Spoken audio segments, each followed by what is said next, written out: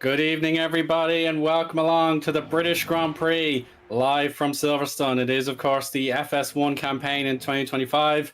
It is a very, very important stage of the season. We're exactly halfway, and it's my pleasure to bring this round to you. My name is Eoin Harmon. My co-commentator Alex is not available at the moment, but hopefully we'll get some updates and have Alex on the stream as soon as possible, or else a replacement if needs be. Broadcast director beside me is Remco Zeeuw. Qualifying is already underway, and it's quite a cloudy day here in Northamptonshire. But nevertheless, the action is so exciting, of course, with this first lap, or these first banker laps set, and Malta Force there one day where they felt it went a bit pear-shaped for them, and they didn't quite have it all their own way. But Pavel Andrzejewski, I'm sure one of those drivers that was feeling the anxiety from 2 weeks ago in Montreal, he's got a provisional pole at the moment with a 1 minute 35.1, just ahead of Team Shiba's Giuseppe Saracino. And Micah is P3 in the other Malta Force, so championship leader, competing very well. And Jassa Latinen, one of our success stories back 2 weeks ago, he is P4 at the moment. And it's actually Amir Oates who's stepped up on very short notice to help out. So let yourself heard when you're ready, Amir. I'll be happy to hear from you. Hello. There you are. Hello, how's it going? Yeah, I'm alright. Just very excited here for the British Grand Prix qualifying here. What seemed to be pretty uncharacteristic for Malta Force to not be on the podium 2 races in a row. They're hoping to try and get back their momentum back here. But Andrzejewski, provisional pole, it's really good because he's been really looking to try and get his qualifying places back up.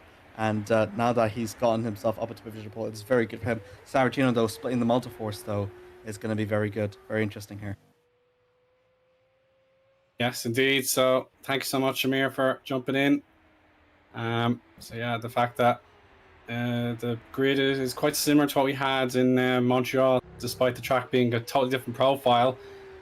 Those familiar names that we've seen succeed at some stage in our campaign, with Frank Hamming now up to P5, Tylene 6th, Flack 7th, and Taras 8th. So they're all very reliable names in terms of getting big results throughout this campaign. The Chutis, of course, P9, race winner very recently as well. And then Aukenhag as the second overpower in 10th.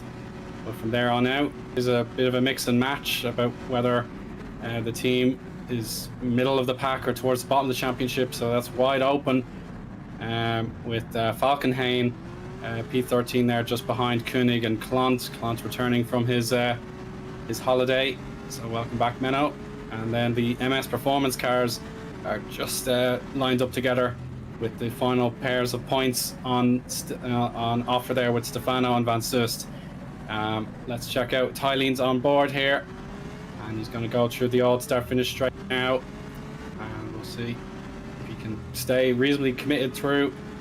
Yeah, if we can keep it through Stowe here. This is just a magnificent corner. Oh, there's a bit of an oversteer moment there, and that lap is surely a bit spoiled now, but they go through Maggots and Beckett's as normal. He doesn't want to give up the lap until it's absolutely certain it's a waste, as we're now halfway through our session in the 15 minutes qualifying. And yeah, he's about 3/10 down here, so perhaps it will be wise after Stowe just to get into pit lane and have another try. But if he feels there is something to be found here in the Vale and Club section, now he does the right thing and pits Amir. So good decision. Yeah, absolutely. Just see how the way's a bit squirmy. I don't think he's got the optimal setup for this, especially through the fast-flowing corners. Hasse Latinen improves himself up into second, so that Malta-Force sandwich grows even further between Andrzejewski and Micah, and even grows even further, the hometown hero of Paris in second, and Falkenhayn also gets up to fourth.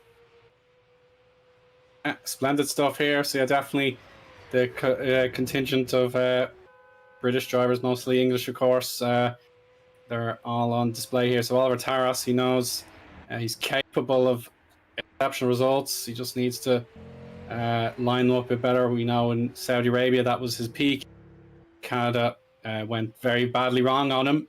So if he can use the home crowd as his motivation to pick himself up and try again, that would be absolutely wonderful to see, and there'll be lots of cheers going on. But of course, plenty of fans in our YouTube chat cheering on. Certainly, Takis has the Italian flags waving in favor of Apex GP, so that is certainly an interesting mix. So yeah, Apex have that Italian blood, but if they have Taras on top, step the podium, blaring out "God Save the King," then yeah, they'll definitely both be mutually pleased. So we'll see how things go. And the Tuties here, P5 at the minute. So yeah, another exciting moment here for Team Sheba. Definitely the outstanding new team thus far this campaign. Definitely all the new teams have given at least one great moment this season. I'm delighted to hear about that, and long may it continue. Absolutely, the Qs has already got 2 wins under his belt. Sarantino aiming for his first, and slightly outside, but still within 1/10 in a track like Silverstone. It's been very good for Giuseppe, I must say. Lorenzo as well, definitely carrying the cavalry of Team Sheba up front.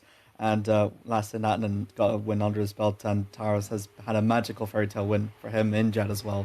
So to cap that all off with maybe a win potentially in his books, I think the English crowd will definitely go happy with that. And Andrzejczyk, I don't believe he has one in Indianapolis, but it's been a bit of a long time to climb up back since then. And the fact that he's there by 800ths away from his teammate, it's been very good. But Taras, meanwhile, he's only 2,000ths off from Micah's time. So if he could just find some improvements, especially through sectors 2 and sectors 3, then we can maybe see Oliver Taras maybe able to snatch pole position potentially. But here was Pavel Andrzejczyk now, exiting out from the first sector. It is an improvement, so the question is it going to continue? Yeah, it's all down to the middle sector here. We'll know by Chapel if this lap is definitely on course to be an improvement for our provisional pole sitter, Andrzejczyk. Oh no, he's wobbled it. Oh, that's going to be aborted, I'm afraid. Just too much stress and strain on this beautiful Multiforce. So I'm afraid he has to march straight back to pit lane and try and repeat that trick. Just make sure it doesn't go wide. So there's Hamming. That's how you do it. Keeps on the curbs nicely. He's up in both sectors compared to his previous time. So estimates certainly lead you to imagine he could get a shot at the top 5 here if he can keep this going. Oh, just barely using belly up to keep it on the road there, but I'm afraid he's scrapped that lap. The pace is there for the HGP Motorsports owner driver, so no need to feel sorry for yourself just yet. You've still got time. Here's Menno Clont, re-energized and ready to go to lead the way for KKR at the moment. As Tylene, previously in the 6th position, I think it was, he's now fallen to 11th as the track evolves ever more. So Menno with 1 minute 35.445 on his last lap, and he's below par so far. He's not he's about 3/10 per second down on where he would like to be, but now he's got through Luffield and Woodcote now. Well, how about Michael Falkenhayn here, Amir? This is fabulous stuff here for 01 Esports, who have dropped down the championship just a tad after the success of MS Performance not too long ago. So 01 Esports down to second last in the championship, but 42 points. They still picked up a reasonable score with 11th place in race 1 there for Ericsson, I think it was. So they're not out of it just yet. It's so competitive in the bottom third of the championship. So oh my goodness, a purple. Falkenhayn is going for it, Amir. He is actually, from the one that made his debut just last race and also scored a point for 01. Very impressive for him. To go purple in the second sector is just got to navigate for the final few corners. It will be a massive improvement for 01. And think about the points that could be on the table here. If it's going to be in for the top 3. Oh no, it's not quite. No. Yellow for the third sector. But that is very unfortunate. But 7th is still pretty good. Matej Micah, purple through the second sector. Can he string it together? Yeah, this is the critical moment. He won't have time for another lap. He has done it. That's the way it's worked for Matej Micah, championship leader. Oh no! Oh, and Tara spins. That's down by Brooklands, out of Brooklands into Luffield. So big mistake, and Taras won't be able to have anything better than this third position start. So the second row is open. For example, the Chutis, he's going to grab it with both hands on this shot. Oh, he's actually not. No, his lap was also spoiled. So we Taras is out. That's Lorenzo de Cutis out. So that means that we've got just a handful of drivers maybe that can snatch pole position. But the seconds are slowly ticking down, and Mateusz Majka, looking to grab another pole position to his books, is looking all the more likely. Yeah, the progress looks strong here, but with 25 seconds to go, there's still plenty of time to secure one last lap. Ooh. So Latinen, he's got a purple, needs to keep that going. If he can outpace his teammate, that will give him another boost on top of how he performed not too long ago. So we just had a brief look at the championship standings before the race began, and indeed the championship lead for Majka is up to 26 points. So there's the checkered flag out now. So if you haven't got your laps, your in lap complete, you won't be able to set a new time. So Latinen, he's through the sweepers, the beautiful sweepers. Magus Beckett's and Chapel, he cuts it. Oh, he's cut it. And that's that lap abandoned. That won't count. So Latinen will not improve. But Pavel, can he improve? To see here through the final two corners, got I think a little bit wide for the third sector, but I think it might be able to string it together. No, he slowed down. He did cut it, and it's going to be invalidated. I think that will allow for Mateusz Majka to get pole position here. Scott Flack, is he going to make any more position jumps here through the third sector? Through the chicane he goes, out for the last corner. Is it going to be anything for the overpowered driver? No, not quite. It's an improvement. Just 8 for the driver. Yeah, it is. Oh, wow. And yeah, Hamming, I think it's a similar situation. He'll have to try and improve his position rather than go for the pole. And no, that's below his best time, so that won't be any use. Tylene, how about Lucas Tylene? Another 2 or 3 corners to go here for Tylene there in the number 19. Looking very smooth here, just needs to power it over the line. 135.4. Yes! Oh, wow. Yeah, not bad, not bad. But it's just behind Clant, and then Majka, I think, has... yeah, Majka has it in the bag here. Oh my word. Whoops. Oh, dear. Well, that's one way to say I've had enough of qualifying. Oh, he's done probably 5,000 degrees there. But there we have it. Right in the portable toilet as well. Incredible, though. But go ahead. I must say, Multiforce, though, with 1 and 2, absolutely incredible. And also Apex Grand Prix locking out row 2. And Team Sheba as well, locking out row 3. This is going to be very exciting. Symmetry. British Grand Prix right here. Yeah, a bit of symmetry here. So, as I was saying in the build-up, Multiforce just took their eyes off the ball for the spring break. And now they've come back fighting with a perfect 1-2 here. Majka, the championship leader, getting the advantage once again over his teammate Pavel Andrzejewski. Then Oliver Taras is... I'm sure he was feeling very stressed after that spin, but he hangs on to the P3 ahead of teammate Latinen. Team Sheba together, they're second in the team's championship, right in the fight with Apex. So Ducuti's 5th and Giuseppe Saracino 6th. That is very important for them. Outside the top 3 outfits, we've got Michael Falkenhayn. Absolutely stunning job there for P7. Scott Flack, the man I tried to give a bit of encouragement to for Canada when he was feeling like he didn't do enough practice. He ended up with a podium. Now hopefully he's ready to go from 8th. And then we have a KKR duo on row 5, Clant ahead of Tylene. Our remaining drivers in the points position so far: Magnus Okenhag, Frank Hamming, Philip Koenig, Ben Skinner subbing in for Pixelate, and Raymond Van Soest has an MS performance there in 15th. He's back in action there after a bit of time away. The remaining drivers, 28 cars have set a time. We'll begin with Davide Zanini in 16th, Christopher Svillo, Wesley Stefano, Vin Glenn, and back in action as well for 100 to 1, it's Eoin Phil Hausvik in 20th. And our remaining 7 drivers: Kyle Magnus Bore, Matthias Gozowski, Mike Van Dorn, Massimiliano Raboli, Usama Kanani, Maro Terzoli, Marcus Christensen, and then the Hyperion. We only have one Hyperion on the grid today. It's Christoph Pichkolan, lining up 28th and last. Well, there we go. That's our qualifying session complete, and we move straight away into warm-ups. And our feature team this time is MS Performance. So MS Performance were up to 2 weeks ago in a very dire situation, but Montreal proved to be the tonic they needed to completely turn their season around. But they're up to 9th in the Teams Championship now. Done very well, I would say, for MS Performance. Even before Saltero's podium coming at Montreal gave them the points that they needed to bolster themselves up the midfield. But currently, I think they've been pretty good, given that the start of the season was not all that... well, they've had a lot of struggles, shall we say, come around race 2 in Japan. And then they've regularly have been, continuous point contenders.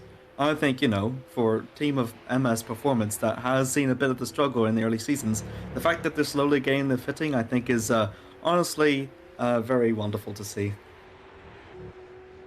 Yeah, without a doubt. So last year, the fact that they had Victor Ivanov, a title contender, really helped out their cause. But because once you've lost one of the best drivers on the grid, it is very difficult to rebuild. I know, obviously, Montforce with the champion earning his promotion up the pyramid. I know that's tough, and they've done an extremely good job of recruiting. But yeah, Ivanov finished 2nd here in race 1 last season, and then Tom Satterley in the sister car managed to get one of his best pairs of results of the entire campaign. This time last July, he got an 8th, and then checking it's a 3rd place, I think. Yeah, he got a 3rd place podium on that brilliant showing there. So Satterley, he was very unlucky at times last year, but it's a shame.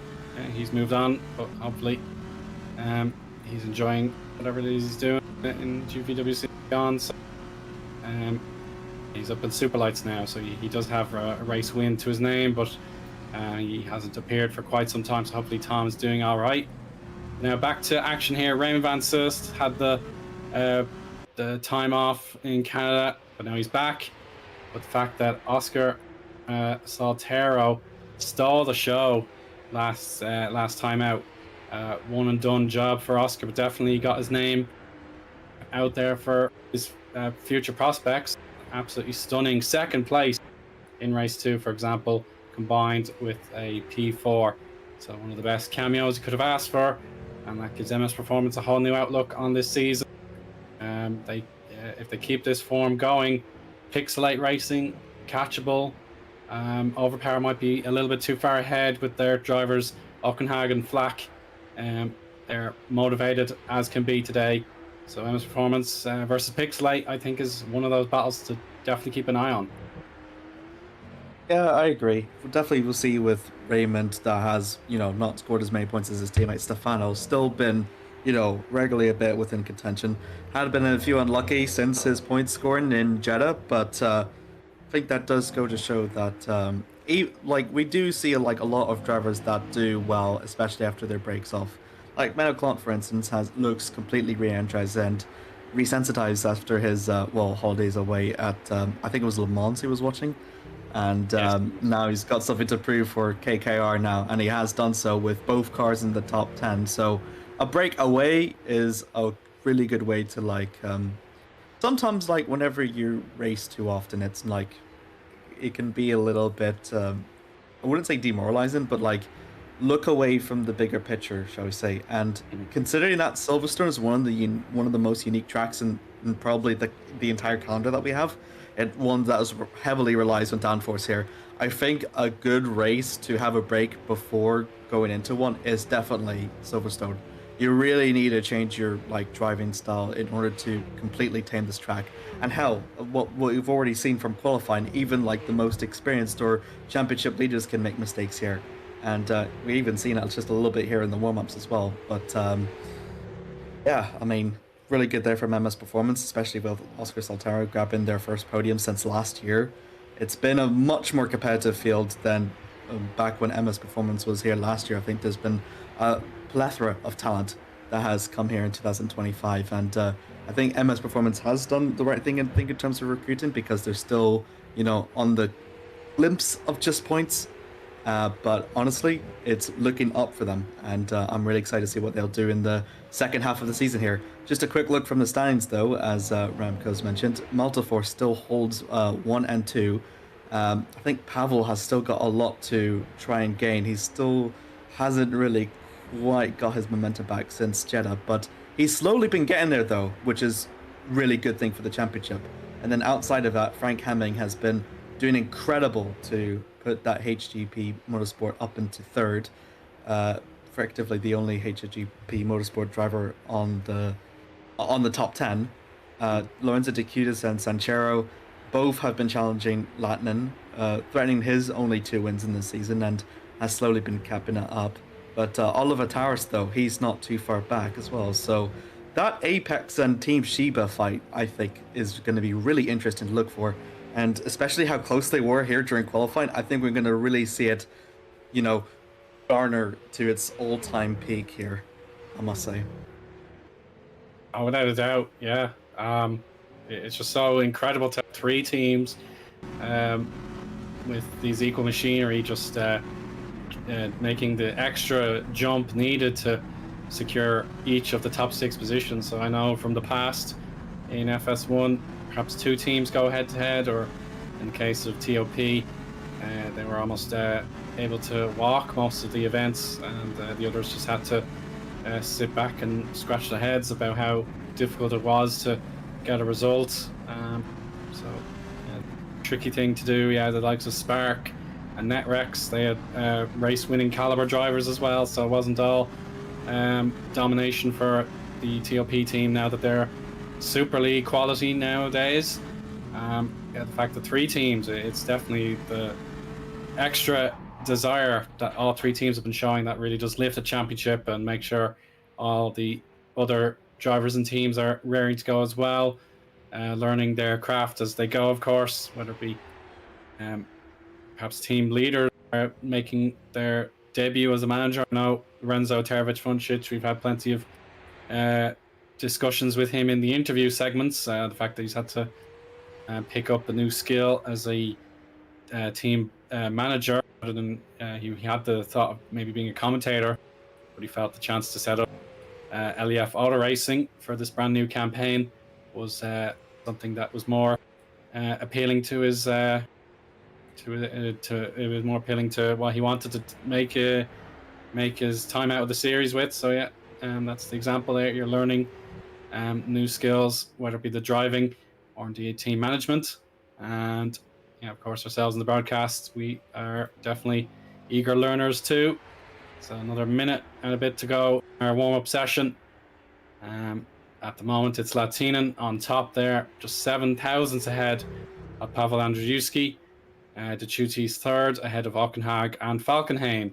They complete our top 5. Christer Svillo, excellent job there in the second 01 Esports car to be 6th. Number 23 has been driven by Christers today. And we have a total of 21 time set, but Matthews Micah's way off the pace there, so that's not at all representative of what we know he's capable of. So he's definitely keeping his cards close to his chest, Amir. Absolutely is. Just see with a lot of the drivers here that's been practicing during the warm-up, race pace, I think, as much as qualifying is fairly important, and the DRS does play a bit of an advantage, I think race pace and managing the tires is probably what's really going to win the races here at Silverstone. As much as being on pole is quite advantageous, I think just managing the track is probably even more important, I think. And the weird thing I've seen as well is that through the second sector, especially through cops, seen a lot of drivers like spin out. They've been trying to see how much speed they can carry through without losing that momentum. You can see there was Svilo as well. He's been trying it, but not quite too much avail for the 01 Esports driver. And checker flag drops. That's the warm-up session over.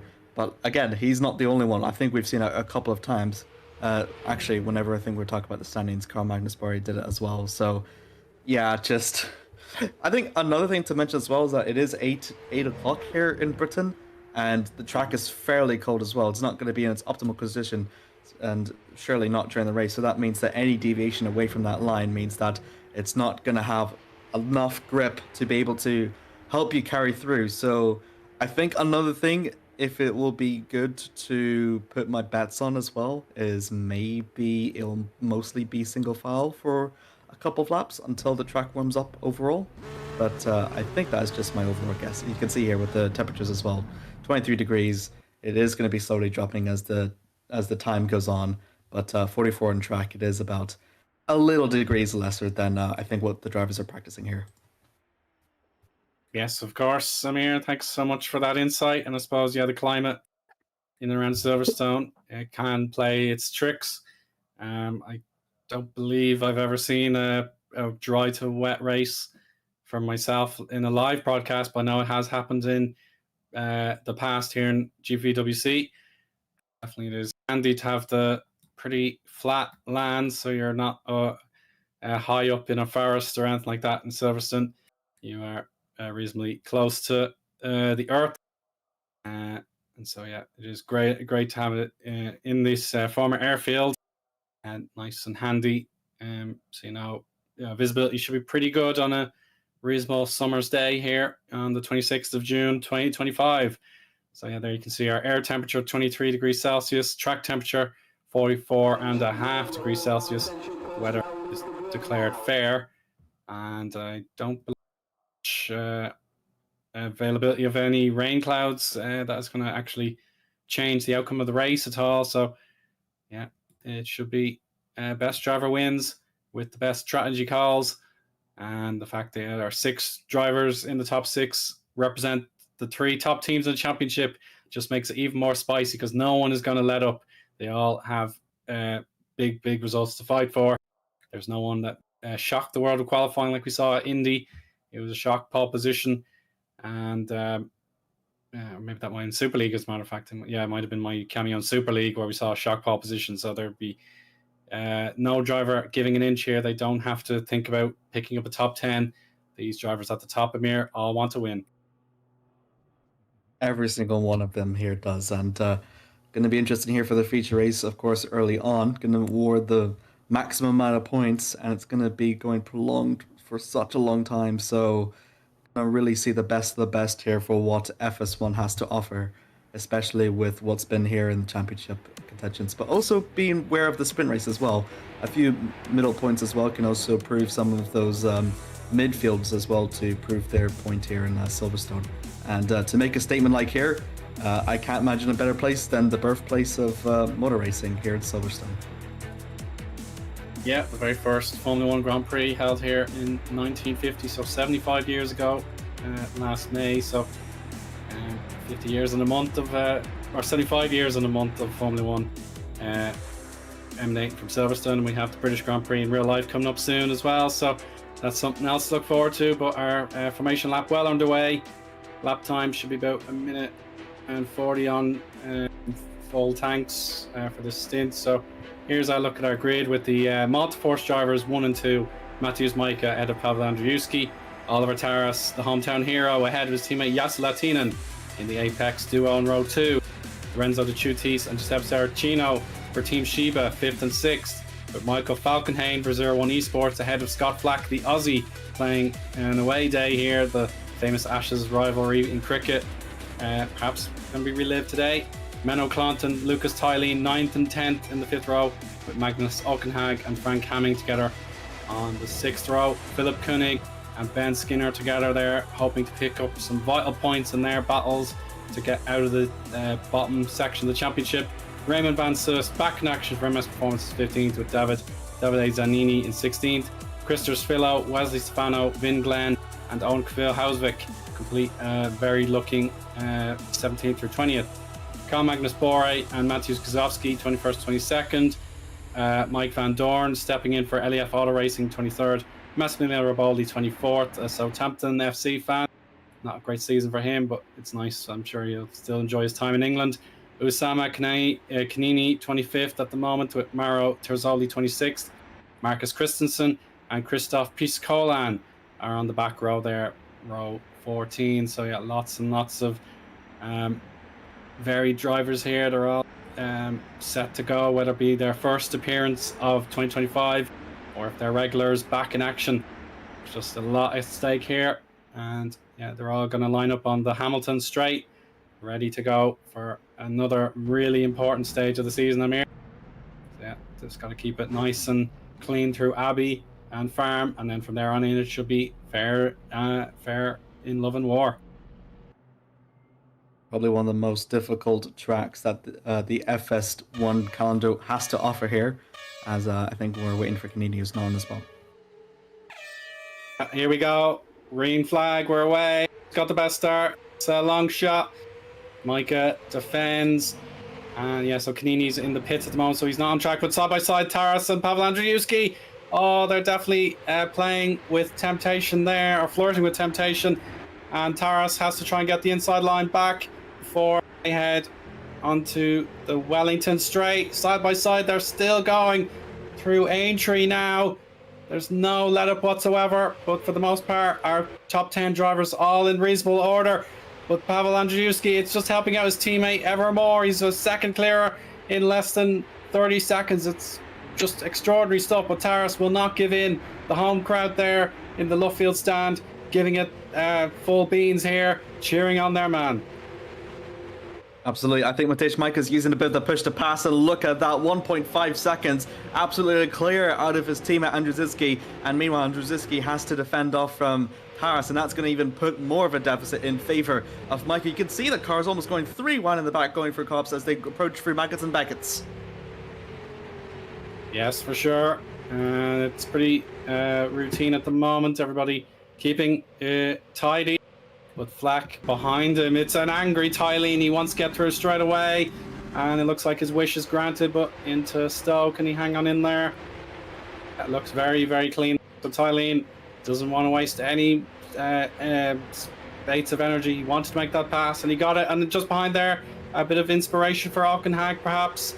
Not to be, as Clont hangs on to his position, but Hamming, after qualifying out to the top 10, now has a P10 spot.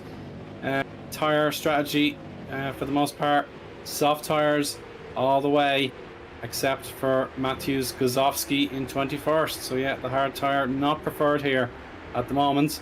And Auchenhag again, he's going into the loop and then Aintree. Can he make a pass? No, he can't. He's still stuck behind Clont.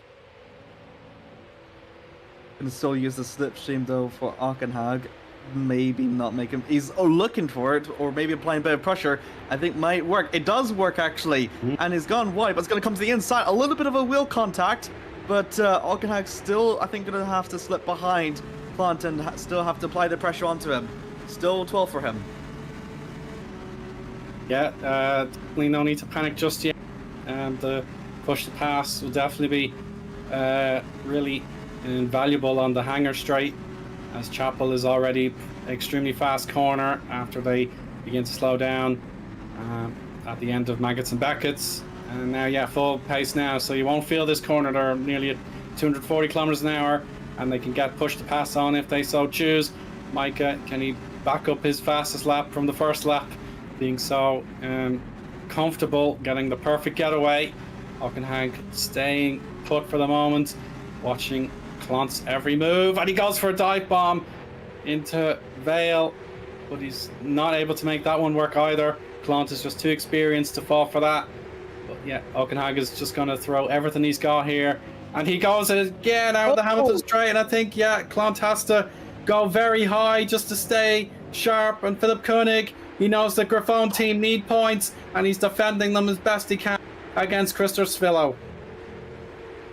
I think Clont just went a little bit off coming through Farm, trying to defend, and look at all that defending that Clont has to do. It's pushed a bit of a deficit between himself and Hamming, so that means he's all in his own whenever Auchenhag make the charge, and here he comes, going side by side, heading through Brooklands now. He's got the inside line, outside, going to hold it in as much as he possibly can, and he does. It goes for the inside. I think Oghag will be finally happy to take 11th off from Clont. Fantastic racing from these two in the past lap.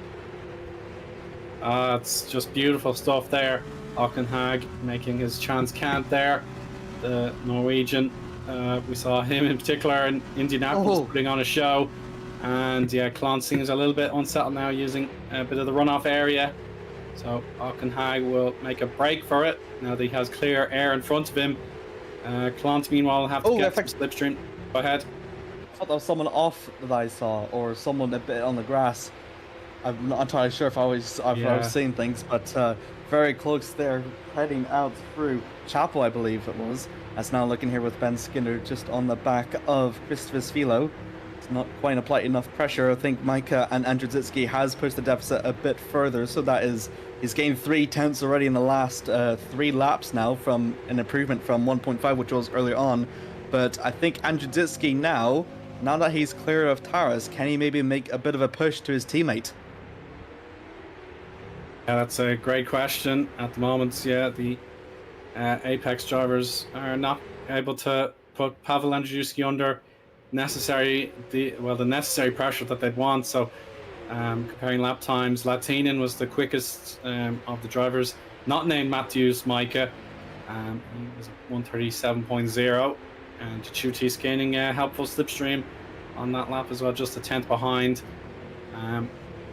Yeah, definitely the thought for these top 6 drivers. No one wants to be the guinea pig needing to pit the earliest for the hard tire unless absolutely necessary for their own benefit. But yeah, if one of these drivers from 3rd to 6th, if they think they can help the team and themselves at the same time, they will of course do it. But Latinen will probably have to defer to his teammate Taras, who was so bitterly disappointed after Canada, scoring no points whatsoever, and that cost him his best of the rest spot in our championship standing. He tumbled all the way down to 7th place, with Hamming picking up the best results necessary. Now P20 on the line here with Massimiliano Riboli, and he concedes the line to Wesley Stefano, but he went a bit too hot there into stop. Oh, someone's off. Just behind these guys, was it? Red Sea Colan, I think it was. I'm not entirely sure. Yeah, didn't catch that one myself. Yeah, that was a really weird place to go off. I think that was just coming out of Stowe and lost it just before Vale. Oh, you're right, yeah. So I wonder if you're absolutely right, yeah. I wonder if that might be a contact with it. So have to have a look at the replay here. What's Ben Skinner? It's Ben Skinner. We was just seeing him half a lap ago. He was challenging with Svilo up ahead. So this is coming out through Stowe, and he has lost it completely on his own, and that has relegated him. I think he was in 15th, and now it's dropped him about 12 places. Now down at 27th, got a lot of ground to make up for the Englishman. Yeah, so his dreams of doing the business at home for the Pixelite team looking a bit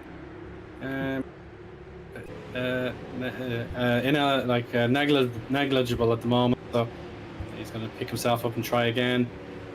Pixelite will be eager. It's their home race as well, as the team was founded in England as well. So that's just one of those things that can happen. So the precise founding, according to the GPVWC wiki, is Church Fenton. So I'm afraid I don't know where exactly that is in Britain, but yeah, it is certainly something. If you are from that part of the country, yeah, it's a shame.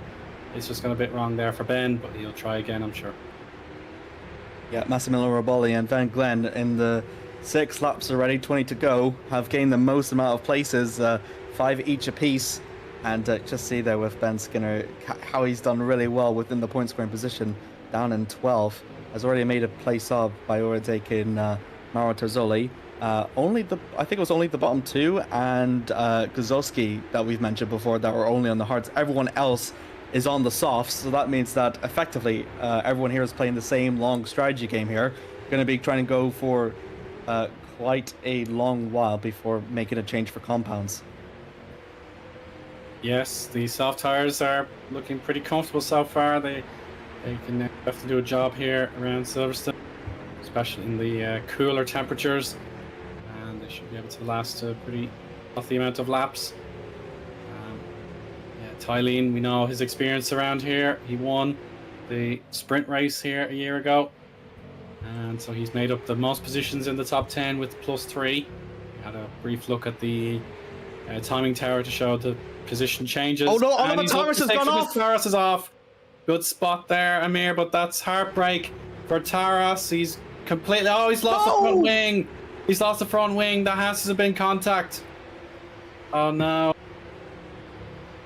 Oh, that's so heartbreaking. He was looking really good for even a podium here, and now he's off the back foot of it. Oh wow! So here he is. He's running. He's over. Yeah, he's third actually, heading through Maggots and Beckett's. He's lost it. It's lost it. And it's the slightest tap of the wall as well. If it would have been a few miles per hour slower, he probably would have been able to get away with it. But that's the cruelty of sim racing. So by his gear change, he changed down to 5th gear, and already the car was looking unstable. So the rear end just wasn't cooperating with him, and that means Tylene profits. He's now in 6th position. So that little triple lock we had with Apex in between Sheba and Multiforce, that's broken now. So Taras has to pit for repairs, get the new set of tires on, and try and go to the finish. So 100% finishing rate at the moment. Canini is back on circuit, and he is 27th at the moment now. So everyone is still in the race to lose a key driver already under a bit of pressure after it went wrong from 2 weeks ago. That is absolutely devastating. Start with the warm-ups, and we've seen it with the race with Skinner and Taras. I think it's so easy to just lose the car. The thing with the cars is that they're so like horsepower heavy that it's just, if you get to a bit too tail happy with the accelerator, it's simply easy to lose it, especially whenever for the medium high speed corners. You don't want to be, you sort of want to try and be very delicate and patient with it here. But as well, it's also about your wing setups and how much downforce that can possibly generate through those high speed corners as well, which Silverstone has a magnitude of them, might I add. So I'm not entirely sure for these drivers if they should be worried or not that Lorenzo almost loses it. It's really hard to drive, as you can see here as we ride up one with Takutis. Oh yeah, I'm sure he can tell you all about it.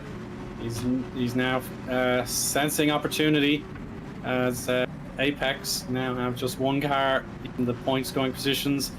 Last lap, the Chutis gained about 1/10 of a second against Latinen. And these two drivers are head-to-head in our championships things pretty much. 4th versus 5th in the standings. They're ahead of Hamming, who will be praying for a positive result in the reverse grid draw if things are shaping up to last the distance. But of course, pit stops. These drivers still to come. Oh, he's so close to the curbs there in Beckett's. And now Chapel. Lovely stuff. Now he's got to try and get the slipstream. About 1/10 or 2 back. Comparing split times now in Sector 2.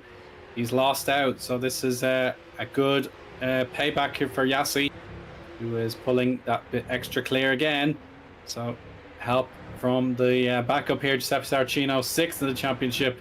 He's got to step up to the plate now after things went badly for him in Canada as well. So Jachutis leapfrogged him in the championship. So team synergy here with different morale at the moment inside the Team Sheba squad. So time to work together and pick up some points. And Auchenhag hits first. So lots of teams will be watching to see how he gets on. Stefano also pits from MS Performance. So I think that's going to be the start of green flag pit stops around lap 9. So it's a matter of the time when the leaders will pit. I think with the Multiforce, whoever pits first, I think everyone else will maybe follow suit. Although it's not quite sure if the undercut over the overcut here is necessarily powerful. It can really go both ways. It depends on where you exit out from the pits and how much traffic is either going to be against your advantage. But Mateusz Majka, though, still pulling that gap between himself and Andrzejczyk now. He's gained a second since we've last had a look in the past 5 laps. And but you need to think for Jesse Lattinen though. He's about a second between the two Team Sheba cars, and he's effectively on his own ever since Taras has been in the pits and is in 28th. So, what is there that the Finnish driver can do? Would you reckon? Yeah, for me, I think he probably should go a bit longer because if he gets traffic in pit lane, for example, they'd have to be absolutely faultless in that pit lane. And I know how long it is in the new arena layout around Silverstone. So you probably want to pick up as much knowledge as he can if he can perhaps let one of these drivers come in a bit earlier than him, and he can respond with better tire life at the end. So that would be my opinion. If he's on his own, he just needs his track position for the maximum amount of time he can spend before those tires eventually give up. So that's what I do. But if you lose the position to Chutis, then you'd be under enormous pressure. So here we go, Chutis on the attack. Absolutely, got another set of pit stops with Riboldi and Van Dorn. So those are the next two that come into the pits, and I think we're going to have a couple more soon that will soon follow up in lap 11. But you can see there with Jesse is really under attack from Lorenzo, and Giuseppe right behind takes a bit of a unorthodox line coming through Luffield, but he knows he has to do that in order to defend fairly well. Out from the National Straight he goes, and Cops will give him that a little bit of advantage, as well as Meckens and Beckett's for a bit of dirty air to push that gap a bit further. And you see in the back that's Giuseppe Saracino gone a bit wide, and I think he's lost a bit of that momentum. And I think Lorenzo De Cutis is going to be all in the zone 1 fighting Lattinen, unless if he can string it back here. And I think he'll do it just a little bit about, but I think that is still fairly wide, so I think that's a little bit to the track time penalty, I believe.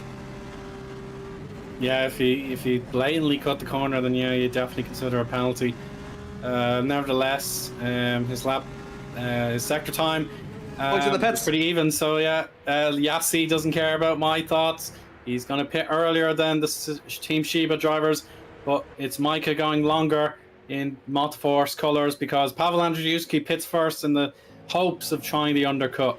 And now drivers coming in just before we reach lap certainly lap 12 coming next time by. So lots of drivers coming in, whether it be Andrzejewski, Lattinen, Falkenhayn, Klont, Svillo, and Van Sus. So they all have different objectives for the race. And Andrzejewski with the final pit box can just get flat on the accelerator and try again. And there's one of the pit lights alongside him. So careful, don't get involved unnecessarily. And next in Paul team, next in Paul team.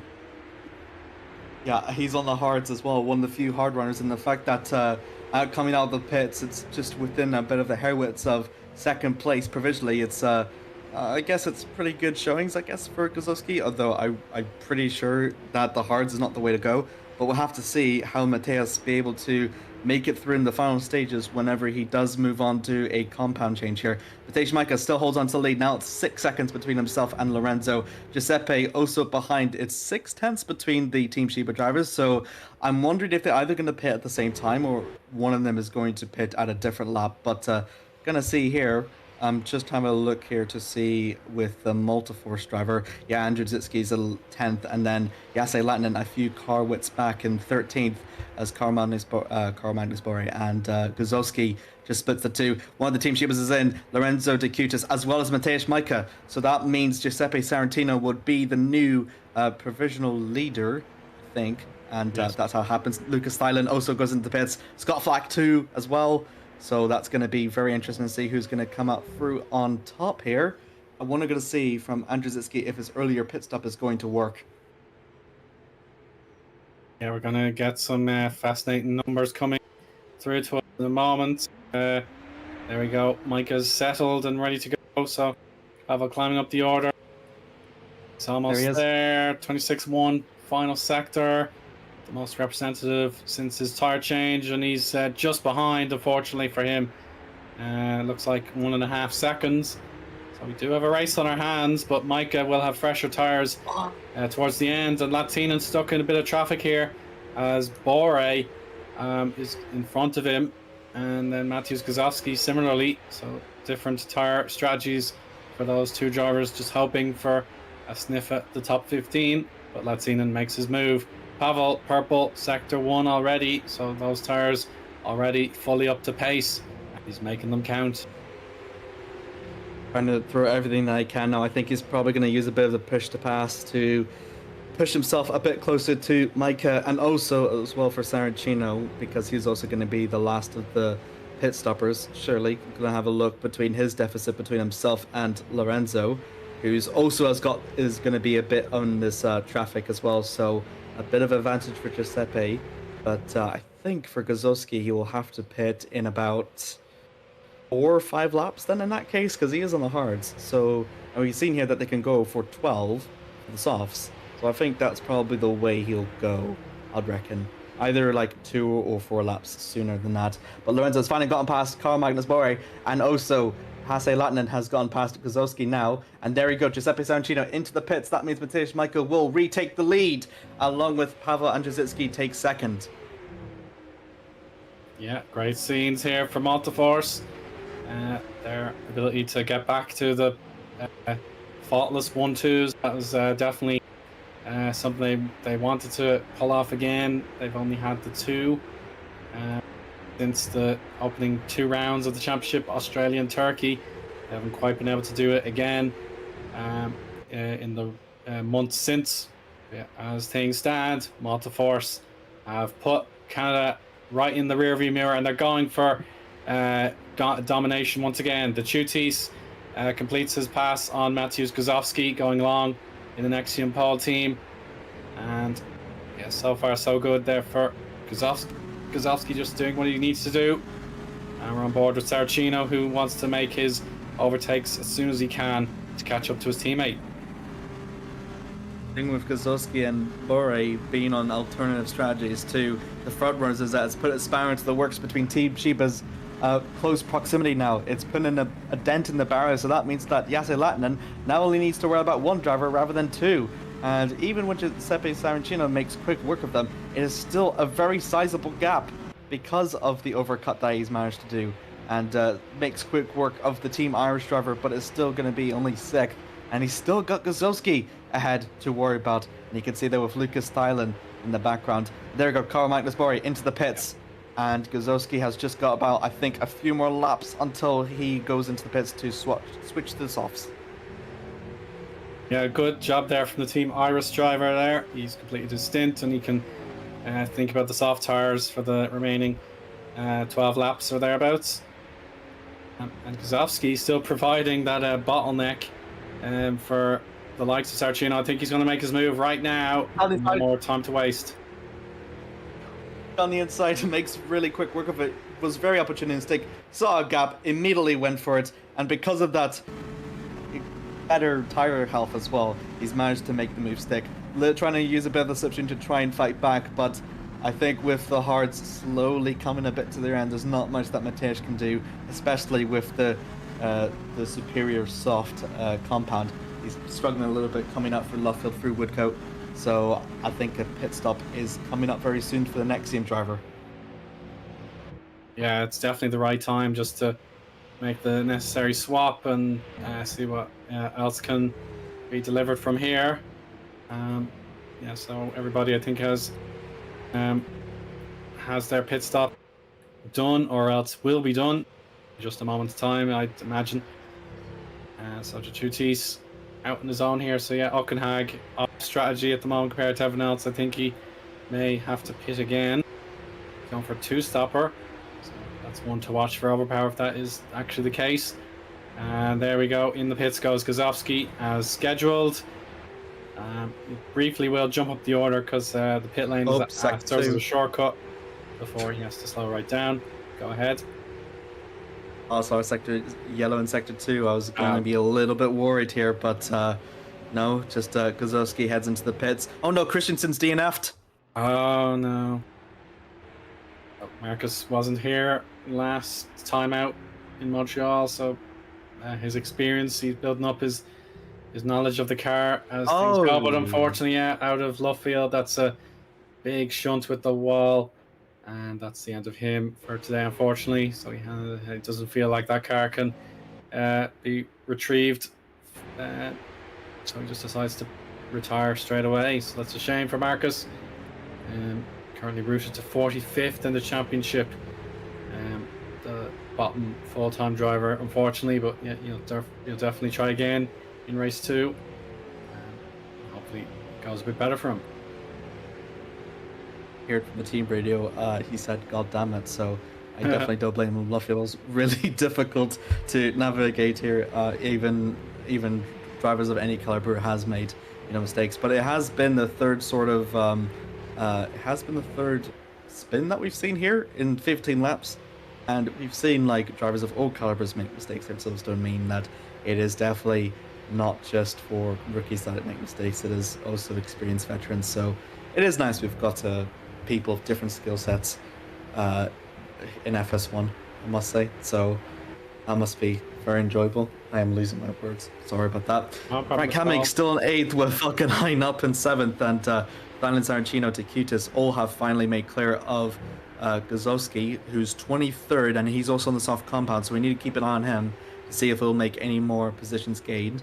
On Hasvig, the sole 100-to-1 driver now, done fairly good. The Georginian might be able to score a point here in the bag, as Mauro Tozzoli in the hard compound. He's going to switch over to the softs for the remainder of the race for 10 laps.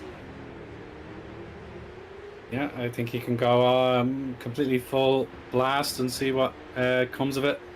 So, on Phil Hausvik, he made 100-to-1 fans rejoice last month at Indianapolis, his best ever showing. But then that got completely overshadowed after the spring break when Eoin couldn't turn up. Substitute ended up with a absolutely brilliant result. So that, of course, was Brodie Lawless, who got a podium in the 100-to-1 car in race 1 back in Montreal. So we couldn't quite get the result against a very well prepared Latinan, but 100-to-1 car on the podium, that was absolutely exceptional. So I'd love to hear what Eoin thought about that when he couldn't actually do it himself. Oh no, another one. That's Ripoli. Oh no, out of the race, I suspect. He's not moving. Yeah, Kaval Hasvig was challenging him for that final point scoring position, but this is actually coming from Cops now. One of the most dangerous corners in the world, and Izzy lost it. Oh. It is a simple loss. Oh, rear first. That's definitely a hefty shunt there, but I suppose the rear end traction. I think the car had a little bit of lift that probably slowed it down here. So you're just going to notice on the wheel, he's given up. It has given up all the speed there, and he just go backwards into the barrier. Yeah, I don't think it was a totally out of control car. It's just unfortunate the slide was too much to deal with, but yeah, it would have slowed down in reasonable time. Back to our lead battle, and Pavel Andrzejewski not giving up the ghost whatsoever. He's gained about 3/10 in just sector 1 on this lap, so definitely Pavel with the older tires there pitting a little bit earlier than Matthews, but yeah, I think they're just in their peak right now. So if Pavel can get another 10th or 2 out of his teammate this sector as well, then it would definitely have a race on for the victory. And no, Matthews has responded, but the gap is beneath a second. So if Pavel can use push to pass where Matthews doesn't, then yeah, you could definitely get a bit of slipstream to help him out even more. So lap 18 is about to begin for these two warring teammates. Definitely lots of respect between them.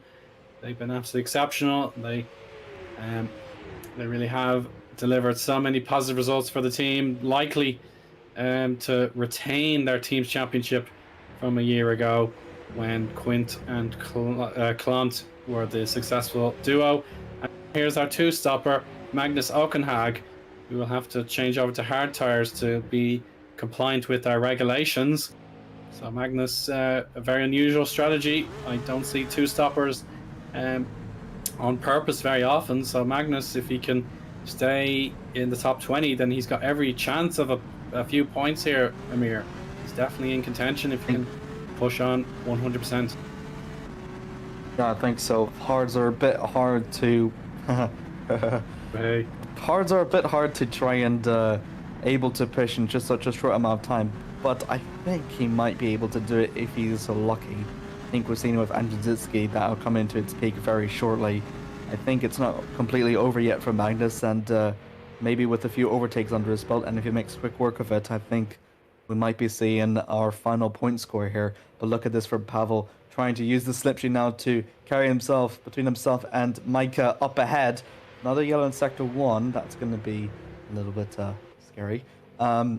Still just using the slipstream to just try and keep close, and then his best hope is to not let Micah's dirty air trying to mitigate his attack any way possible. But look at this, Jesse Latinen now probably under the most amount of pressure that he's ever been since the first stint between Lorenzo and Giuseppe. It's starting to close up now. Sarancino's joining in if the Cutis cannot make the overtake on Yase in these next few laps. So it could be another Team Shiba versus the sole Apex GP driver. Right, Jar. So yeah, Latinen is called to pit earlier than Lorenzo. This is when it's going to be the easiest to perhaps deal with the pressure from the opponent on fresher tires, but towards the end, laps 24 to 26, that's when Lorenzo should be given the order to go and make Yassi's life that extra bit difficult. So at the moment, I think they're just about on even keel. Shouldn't be too much of a difference on the tires at the moment. Yeah, we'll definitely notice the discrepancy between the two cars coming in a few laps from now. Sarancino keeping them honest, but still Stefano's the top 5 dropping. drivers are very equal. Go ahead, Amir. Stefano's dropping, just saw him drop out of the points, and he was running fairly high up until then, so not sure if he's retired, if he's made a mistake. Yeah, I'll have to double check that bit. Yeah, here comes an action replay that'll help us understand. So here's Stefano taking on the Nexium Paul team, and then on the other side he's got the overpower. So Hockenhag puts Stefano under a horrible situation there. So he's lost too much time, and he's lost about 5 positions there. So he may feel he's got a case there. He had no alternative. Here's Sarancino on the replay. So his chance to finish any better than 5th. A little bit wide there, but yeah, no advantage to be gained there. It was his own mistake, and the two nearest challengers were definitely faster there, so I think he'd be let off with that. Pearl Wesley, I definitely wouldn't put any blame on him. He was in between 2 cars, and Hockenhag on the freshest tires was ready to go for a move, and then unfortunately his exit resulted in a slide. He's out of the contention for the top 20 at the moment. Now to live pictures, and to shoot, he's so close. He's not able to keep the car stable there out of Luffield. So definitely get back in the ordinary race line. Yeah, there you go, just in time. You don't want to be in the middle of cops at all. You have to be committed to the racing line, or else you're just going to understeer onto the runoff. Or worse, as we saw with Raboli, for example. So Jachutis was alert to what he needed to do, again through Maggots, Beckett's, and now Chappell. Comparing the split times, he's gained a lot more in Sector 2 though, Amir. That is most impressive. So he just needs to figure out what he can do to make the move for the podium. So yeah, the stakes are extremely high for these 3 teams. Battling the top 5 positions. Multiforce, they should be well clear now in the Teams Championship, but definitely Team Shiba and Apex, they both have different experiences. Apex were one of the best teams in FS2 last season, so they were invited up to take a spot in FS1, whereas Team Shiba were founded as a totally new entity. So yeah, definitely the fact that Taras and Latinen, we know them from FS1 in the past, whereas the Chutis and Sarancino, the Italian duo, definitely forming up very nicely into Chutis. I count him as a rookie, but so far so good for him this campaign. It's gone a bit too deep into Brooklands, and that's going to allow for Giuseppe to catch up a little bit. I think we've seen with both of the Team Shiba cars, that car is very notorious to trail behind Yase Latinen up ahead.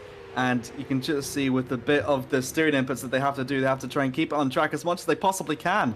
As they head now through Maggots and Beckets now, still trailing behind with the dirty air of Jesse that produces, means that he'll have a bit of the advantage. But heading out through the hangar straight on exit, it is the Cutis's turn to have a bit of a slipstream as well. Also up ahead, Pendro Andrzejczyk is now closing down to 5/10 between himself and Mateusz Schmeicher for the lead. Only about 4.5 laps to go. A lot of positions here to play for. It really is the critical moments of the race. If you can get neck and neck with your opponent, yeah, the last 2 or 3 laps you can go for broke and have a fight. But for now, to enable that fight, you have to be absolutely on the ball. And Pavel's last time, 1 minute 37.4, has gained on Micah considerably. And yeah, definitely the slipstream and push to pass combo is going to get Andrzejczyk into this contest without a doubt. And let's see how they get on the Wellington straight now. Coming into Brooklands, you've got to stay single file if you're not already neck and neck. So yeah, just outside the BRDC clubhouse there on the background. And yeah, definitely these two Polish teammates in the Maltese machine. They're going to give a heck of a fight. They know the championship for the solo honor and the drivers' standings is of prime importance to them. But the team's championship, as long as they play fair, then I think whatever happens next will be agreed upon. But now Dechutis, his work is certainly growing, and he's helping Saracino out on the sort of rebound as well. So Saracino is going to get a double blast of slipstream here. So Team Sheba, can they perform some sort of fly maneuver to put Yassi off his game and therefore nick a podium off him? The thing with Hasse is that he is about a tenth or two slower than Lorenzo and Giuseppe together, but come for the second sector, whenever the dirty air plays into effect, Hasse is about 2/10 faster than that. So it's sort of like it's a net gain. It just sort of breaks even. Thing with the Cutis and Saracino is that if they need to make the overtake on Yasse, they have to do it whenever they don't lose too much time, because that tire lifespan is coming to its end, and any deviation from the racing line that happens and does not pay off is going to make them drop even more substantial. And if it doesn't work, I think it's Yasse's race to lose here for P3. Yes, that's absolutely right. So he needs to avoid the marbles on the edge of the track, away from the usual racing line where the surface will be kept nice and clean. But look at this out of Luffield. This is absolutely sensational from the Dechutis. He's getting so close, and the Constantine effect will allow him a bit further away. But it looks like the Dechutis is putting in the afterburners into Cops, staying on the high side. Yeah, he's running a bit too deep. He's a little bit off there, but it's okay. As I said, you have to take the regular racing line into Cops every single time, or else you're going to have that understeer in the middle of your turn in. So definitely the Apex GP car should be following its apexes, and this time it looks like the pressure is hitting Latinen where it hurts, but he's just about far enough ahead to stay in the play. We're going to hit the massive 24th lap in just a moment, so this is where fighting shall begin. If you're in the contest, now is the time to throw some haymakers. He literally tried the inside of the chicane to try and defer Yassi, but he did not sell it. And a bit of the pressure applying to all these drivers here, with one going off at Cops and the other one coming off from so many incredible moves. And it's still all to play for here. Can the Finnish driver be able to fend it off from these two Team Sheba drivers? I have no idea on. No, I can't predict either, Amir. Overtaking. You have your particular overtaking spots. Here's one of them. If you're neck and neck with the driver in front, then you've got a shot. But now this is single file. Luffield, not really an overtaking point unless you're way faster than your competitor. So now, the Dechutis almost overshot it out of Luffield. Woodcote coming up now. Just making absolutely sure. So yeah, he's doing that technique again, watching the gap to the inside, and yeah, now he understeers again, 5th gear. So Giuseppe Saracino has to be very careful now. He doesn't want to... Oh, that was almost a major cut, hitting the sleeping policeman there. That could have sent the car spiraling out of control, but he somehow held on to it. But now, Saracino in the furthest car in this shot. Tylene not a factor here, as long as these cars don't make any contact.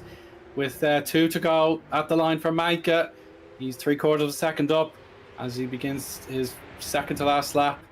Now, Saracino, he's got to think of something in here to help his teammate, or else there will be a crying shame for Team Sheba, is that he's doing everything he can to stay in the fight.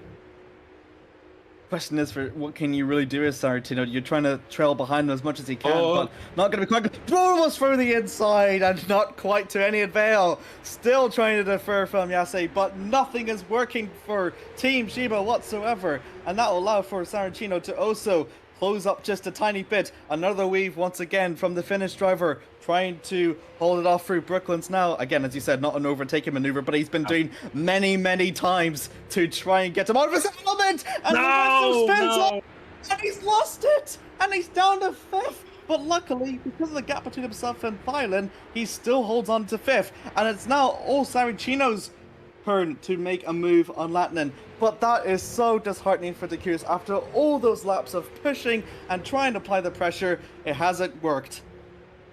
Now here's the comeback of the century. Oliver Taras is 1 overtake away from 1 point, despite being last on circuit when he had to make repairs to his front wing after a horrendous individual mistake that led him into the wall. It would have been before Chapel, I think. So Taras, he's just watching the fight between Phil Hausvik and Van Soest. Both those teams are reasonably close to the championship, about 12 points between them. So Taras, he knows he has to make his move with a level head. Otherwise, he may just pick the precise wrong moment when maybe Van Soest comes in for a throw. Last lap begins. Micah still 3/10 or 3/4 of a second ahead, which is enough to keep Pavel away. But Taras, those tires definitely going to be old at this stage. To these opponents, an extra 3 and 5 laps of age on those tires. So if you can find an overtake here, then yeah, you've got to tip your hat. The never say die attitude here from the Englishman at his home circuit. It will definitely be something to take pride in, as Apex really don't want to lose any more points to Team Sheba than necessary. Oh, and here's Saracino on the high side. He's done it, and he makes the move. Oh, that's stunning. That really is exceptional. It's not over yet, as we have cops to come. Stay right in that slipstream. If you can, Yassi, you've still got a chance. Oh no, he's fading. Those tires are fading. And Giuseppe was 5th 3 laps ago. Now he's on the podium. He's got the right strategy call, the balance between the need to push on with hard tires and then make them preserve. But now our race winner is almost going to cross the line, so we have to consider that. Micah, here he is through Vale, and now it should be a gentle right-hander to out of club, and there we go. He'll be across the line to win. The championship leader is back in business after winning race 1 in Indy. He had to settle for 6th in race 1 2 weeks ago, but he wins again, and it pulls another 5 points out of Pavel. So congratulations to Matthews on an excellent drive, and Giuseppe Saracino is hailed for Team Sheba, getting on the podium. So Italy maybe a little bit sad for Apex, but they can take the satisfaction that Giuseppe Saracino peaked at just the right time. The Chutis finishes 5th. Taras dropped off. Oh, Taras, P15 at one point. And then Okenhag as well also dropped off. Dramatic stuff here in the final lap. Yeah. That is bitter again for Taras. Here's a look from Okenhag's perspective. He's going to be coming alongside against Van Soest. I think, oh, that's what happened. There's contact in the back. So that may have unsettled him. So Okenhag misses out completely. His outrageous 2-stop. That was almost a stunning call. Oh no. But now here's Taras again for the second time, I suspect. So maybe a bit of rear end damage, maybe loss of downforce. And yeah, he's gone for almost 180-degree spin. And that cost him his last chance for a point. Magnus ended up overtaking him anyway. So, wow. There we go. Everyone's on the Hamilton straight now. So this is this is Copspec Burns. It's the All-Star finish straight. So, yeah, this is an unusual sight. We usually have the winner by themselves, but in this case, the teammates can now pull over and perform some donuts. But there we go. With drivers still coming in on the cool down lap, we can acknowledge the result as it stands. The provisional result is Micah winning again, so 30 points for him, increasing his championship lead to 31 against Pavel Andrzejewski. So it's an entire race one victory ahead. Giuseppe Saracino, not a great time for him in Montreal, but he's back with a P3 today. Yassi Latinen tried his very best. He was fourth behind Taras. Then he had to take the responsibility when his teammate made that mistake. And unfortunately, just at the end, Saracino's strategy was the better one, and he got the podium instead. But a great drive from him. To Chutis, he probably felt the third place should have been his, but he lost it just before Luffield, and he couldn't do any better than fifth. Tylene, a lonely race for him, it must be admitted, but a great result here for the race 2 winner last July. Michael Falkenhayn gets 01 Esports right into contention there. Excellent result there. That'll take them ahead of LEF Auto Racing in the championship. Frank Hamming P, so he improves from his qualifying spot yet again. Scott Flack P9, so Australia can enjoy some points here in England. And Philip Koenig is 10th, so Griffon will have double figures at long last. Congratulations. Well done, Philip. Excellent job. Menno Klontz P11. Vin Glenn 12th with Christopher Spillo, a substitute there. And the other 01 Esports car 13th. Owen Philhausen. Good times are flowing for 100 to 1.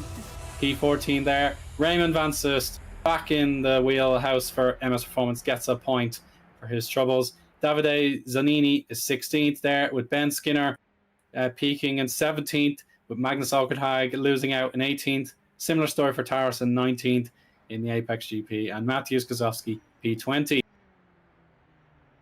And our final remaining drivers that finished the race were Kalman Gaspore, Wesley Stefano, Mauro Terzoli, Usama Kanini, Mike Van Dorn, and Christoph Pisakolan. Unfortunately, Riboli and Christensen made mistakes, and that removed them from play. But a very impressive finishing rate here. Silverstone is a forgiving track with the wide space in comparison to what we've seen on the street circuits like Saudi and Montreal. So I suppose, Amir, we've earned our break. Let's take that breather and chat again for the sprint race. Stay tuned.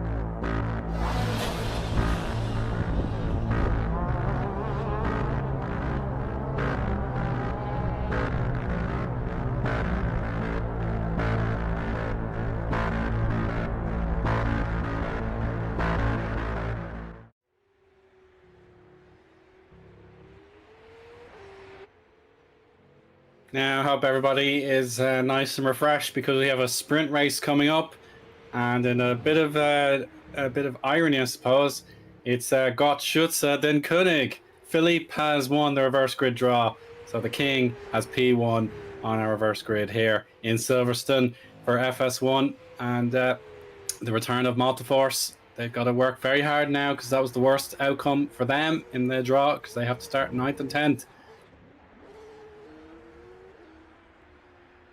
Yeah, absolutely. Philip Koenig has just recently gotten his first points as well in onto the board for his driver standings. And well, to start reverse grid pole in Silverstone, one of the more notorious tracks to overtake, means that again, Griffon Esports can come with a pretty hefty points haul, which would really benefit them here in both the drivers and the teams championships. For sure, yeah. So if you've just joined the broadcast, Alex Hallows is unfortunately unable to attend this evening. So Amir Oates, our reserve commentator, has stepped up very generously on extremely short notice to help out the show. So myself, Eoin Harmon, I am very grateful, as indeed our broadcast director, Remco Zeeuw, is as well. So it's fantastic to have our regular duo in the broadcast today with the camera work there from our broadcast director. So it's been a very tough half season for Philip so far. He knows he's capable of regular points finishes, but it just has not worked out for him up until now. So this is the chance for him to get Griffon really motoring and get them perhaps 20 points plus, even more satisfying if you can get them up into 20 points for the campaign. So last year, Philippe scored 25 points in all, so was down on his previous 2 seasons. But Britain, he does know his way about it. He did have a DNF here last season in race 1, so it is a great outcome for him to get a P10 this time. Now, after 14th place in the reverse grid back then in 2024, he now has a chance to go for a top result here from the pole. And then, yeah, definitely the opposition will be fierce. So Scott Flack, I can just pick him out. And indeed, Falkenhayn was one of our star drivers as well, with his performance in 7th. So the drivers are released for their formation lap, Amir. So let's run down our reverse grid draw once again in full. There we go. Koenig on the pole. He's got Scott Flack as his direct competitor. So Overpower want to get more podiums under their belt. Frank Hamming, their race 2 specialist, is 3rd, with Michael Falkenhayn in 4th.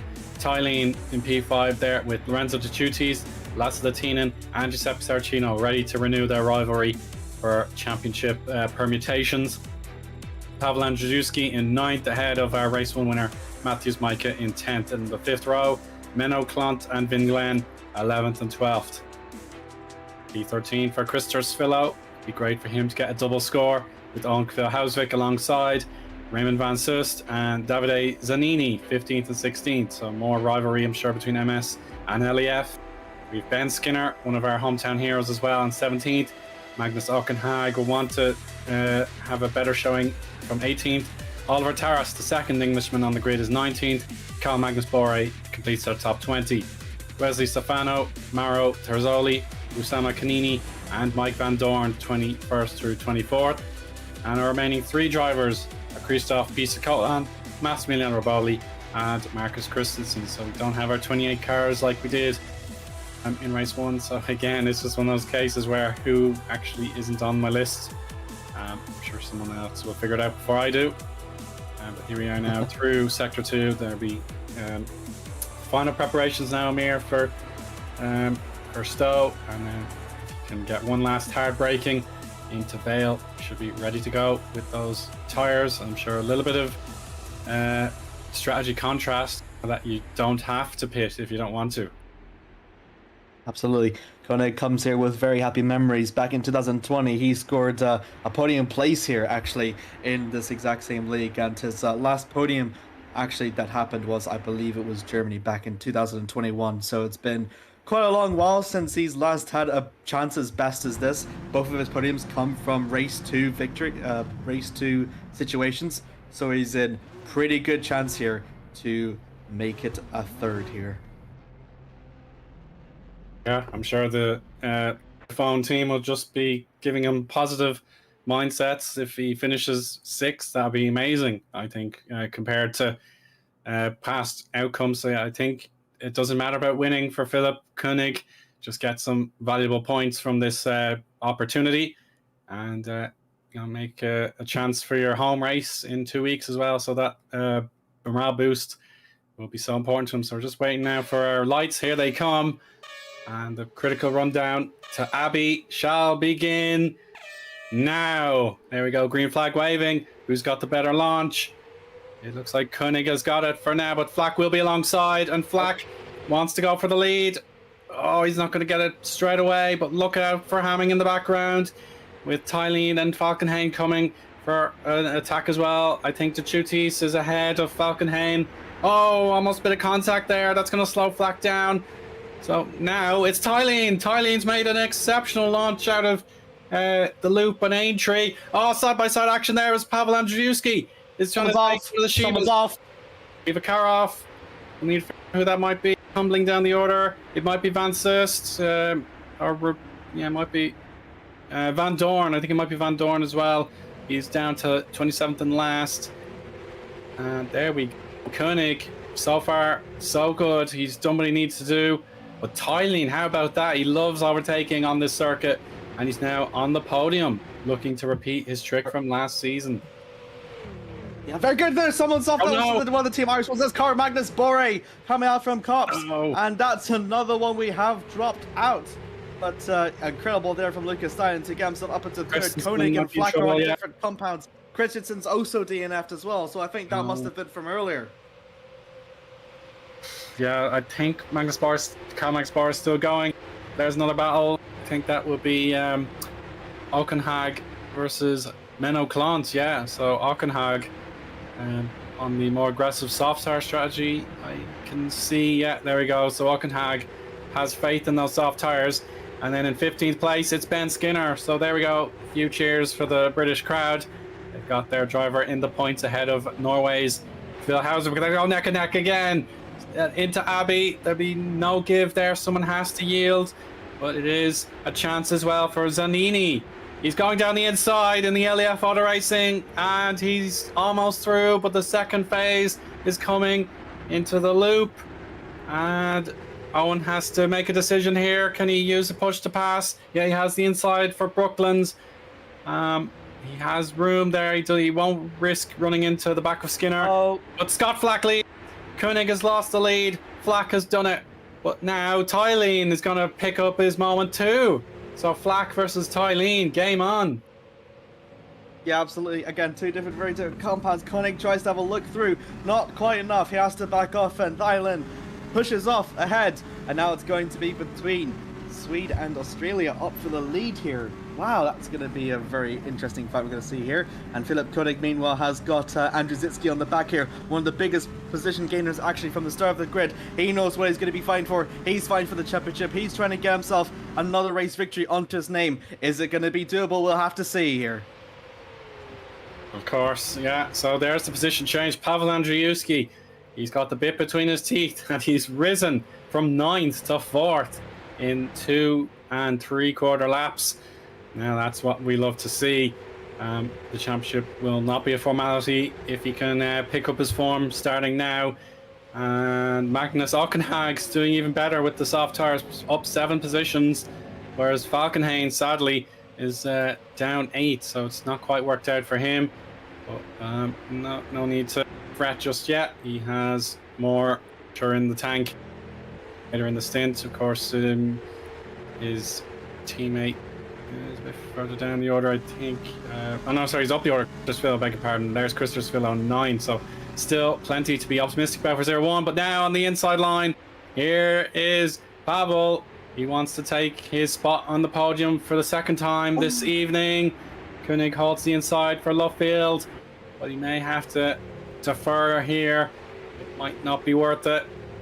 Oh, there we go. He just slots in behind eventually. But Pavel Andrzejewski, this is the ultimate form we haven't seen from him in quite a few weeks now. But this is definitely a sign that Pavel Andrzejewski is not going to lay down to his teammate whatsoever.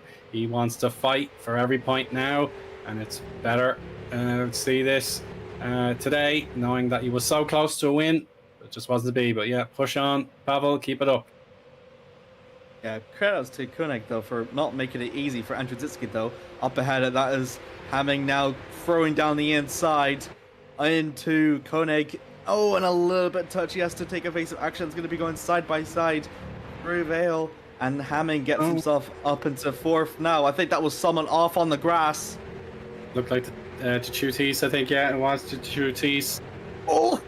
Oh, careful. Don't overdo it. I know the championship stakes between Apex and Team Sheba.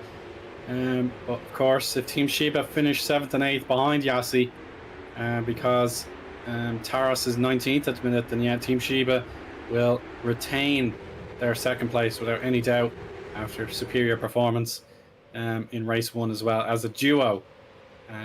But of course, yeah, the podium was favoured by Saracino last time out. So yeah, Chutis wants to prove he still is one of the top drivers on the grid. He's down the inside of left field. This is going to be close. Oh my goodness. Yeah, someone has to give up the racing line. Oh, there's wheel to wheel, Amir. And they are. Oh, another wheel bang. Heading for cops now. Down the inside line. Someone has to give. And Latanen has to take evasive action for outside. There's another spin in the back. That's Matej might get the championship lead, I believe. Yes, it is. Oh my goodness. Oh my god, there's a flip in the background. Falkenhayn, that is Falkenhayn. Was sent into orbit. Oh my word, I haven't seen it that this season. My goodness. Wow.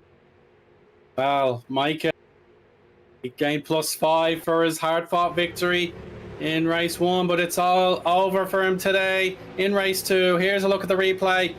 Falkenhayn versus Micah there. Oh, they're lagging into each other. That explains it. Oh, that is lag. Oh my. That is, gosh, that is so brutal.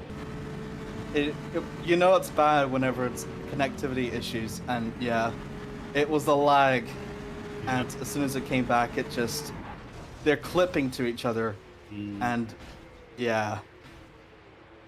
But it's been the work in Matej's Micah's absolutely incredible momentum that he's gained from, well, a couple of races back now, and sort of back to square one now, and he's got no choice but to watch as Andrzejewski is going to get some very valuable points to climb himself up and reduce that championship lead that he has. Yeah, so if we do the maths, this is 15 points on the table for Pavel. So instead of a -5, he'll be +10.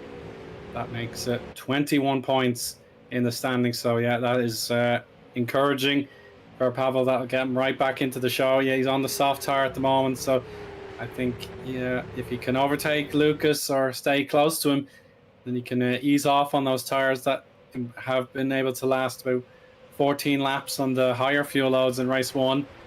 Yeah, if he can just conserve them when he needs to, then yeah, he should be able to glide to the finish, knowing that yeah, he's in the pound seat to at least be the superior multi-force driver today. And Scott Flack pits, so he's going to gain another 2 points. So Flack wants to perform a one-stop strategy. Hopefully that's planned. Yeah, the car looks pretty intact to me, but yeah, Scott Flack thinks it's better to get a pit stop in and then go absolutely ham for the end. That is very interesting to pit so early on, but I suppose given the compound that he is in, I cannot necessarily blame him for coming into the pits to swap compounds, but that means that once he comes out of the pits, he'll have a fresh new compound about 4 laps or 6 laps fresher than everyone else. So he's going to gain quite a bit of positions here. See if Lorenzo de Curis now challenging Philip Koenig. Koenig's done actually really good starting from pole. He hasn't really dropped that many positions and actually made things a lot difficult for Lorenzo as they navigate out from Brooklands and out to the national straight here. Pavel Andrzejewski now, this is going to be the lead now. Throws it down the inside of Lucas Thailand, and Thailand now cuts through back. They're going to be going side by side through Beckett to Beckett, but Andrzejewski just concedes, slotting in behind. Yeah, this is what I mean. Like, if he can make the overtake, then he can keep those tires alive to the finish. But if he does anything cavalier, then this championship advantage that he has in his grasp will be for nothing. It'll just be the +5 that we had from race 1 with the 30 points against the 25 points for first versus second in race 1. But in the shorter format here in the sprint, 20 points are at stake for victory. You get 17 per second. So Lucas Thailand, I think, has that mental game over Pavel. At the moment, he needs these points to say KKR being comfortable in 5th in the championship. Next in pole team, I don't think scored that many points in race 1. So KKR would love to catch HGP. So Thailand knows he has that advantage in the brain to say, if you want to overtake me, Pavel, then you really have to do it. And I know you've got a championship to think about, so you better be absolutely sure what you're doing. Otherwise, I'm not going to show you anything more than an inch. Not even just that as well, but Pavel's on a more delicate compound than Lucas in, and if he's just going to leave these tires up until the end, he cannot afford to go side by side with Lucas. Lucas can, because he's on a much better compound than Pavel is, but Pavel has to make an overtake quick and done. But the more that he's going to go side by side, the more it's going to degrade his tires. And you see, there goes a bit sideways for Kops, and that has allowed for Dylan to get a bit of breathing room. And in fact, Hamming's going to be able to catch up now. For sure, yeah, Hamming slower in sector 1, but definitely Pavel had to lift off just in time to avoid spinning off. In the background there, P5 is Lorenzo de Chutis. He wants to overtake Koenig there. Let's see if he can pull it off. Oh, nearly. So Hamming gains 0.2 in sector 2. He's still very close. So yeah, the balance is on there. Andrzejewski gaining again, but now de Chutis. Oh, don't lose the rear end traction again, please. Oh, he almost did. But now Latinen is saying, yeah, I'm after you now, pal. Skinner's off. Bring it. Another retirement in Ben Skinner. Let's see how that happened. Tara said to bits now. Look with Andrew Dzyzki now challenging for Thailand. Tries nearly looks in for the inside now. Not quite yet. Oh no, he's going to make for the inside here. Oh, contact. Oh no, and he spun. Too desperate there for Pavel. But that's the last for Hamming to catch up now. It's now a 3-car battle away for the lead. Well.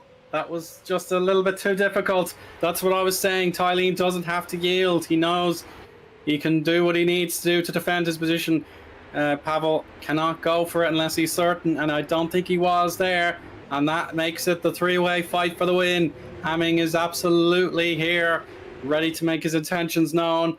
To win 2 races in a season, that'll be excellent for him. It doesn't happen very often for him. He has the race 2 win in Spain. Now he wants to get it in Britain too.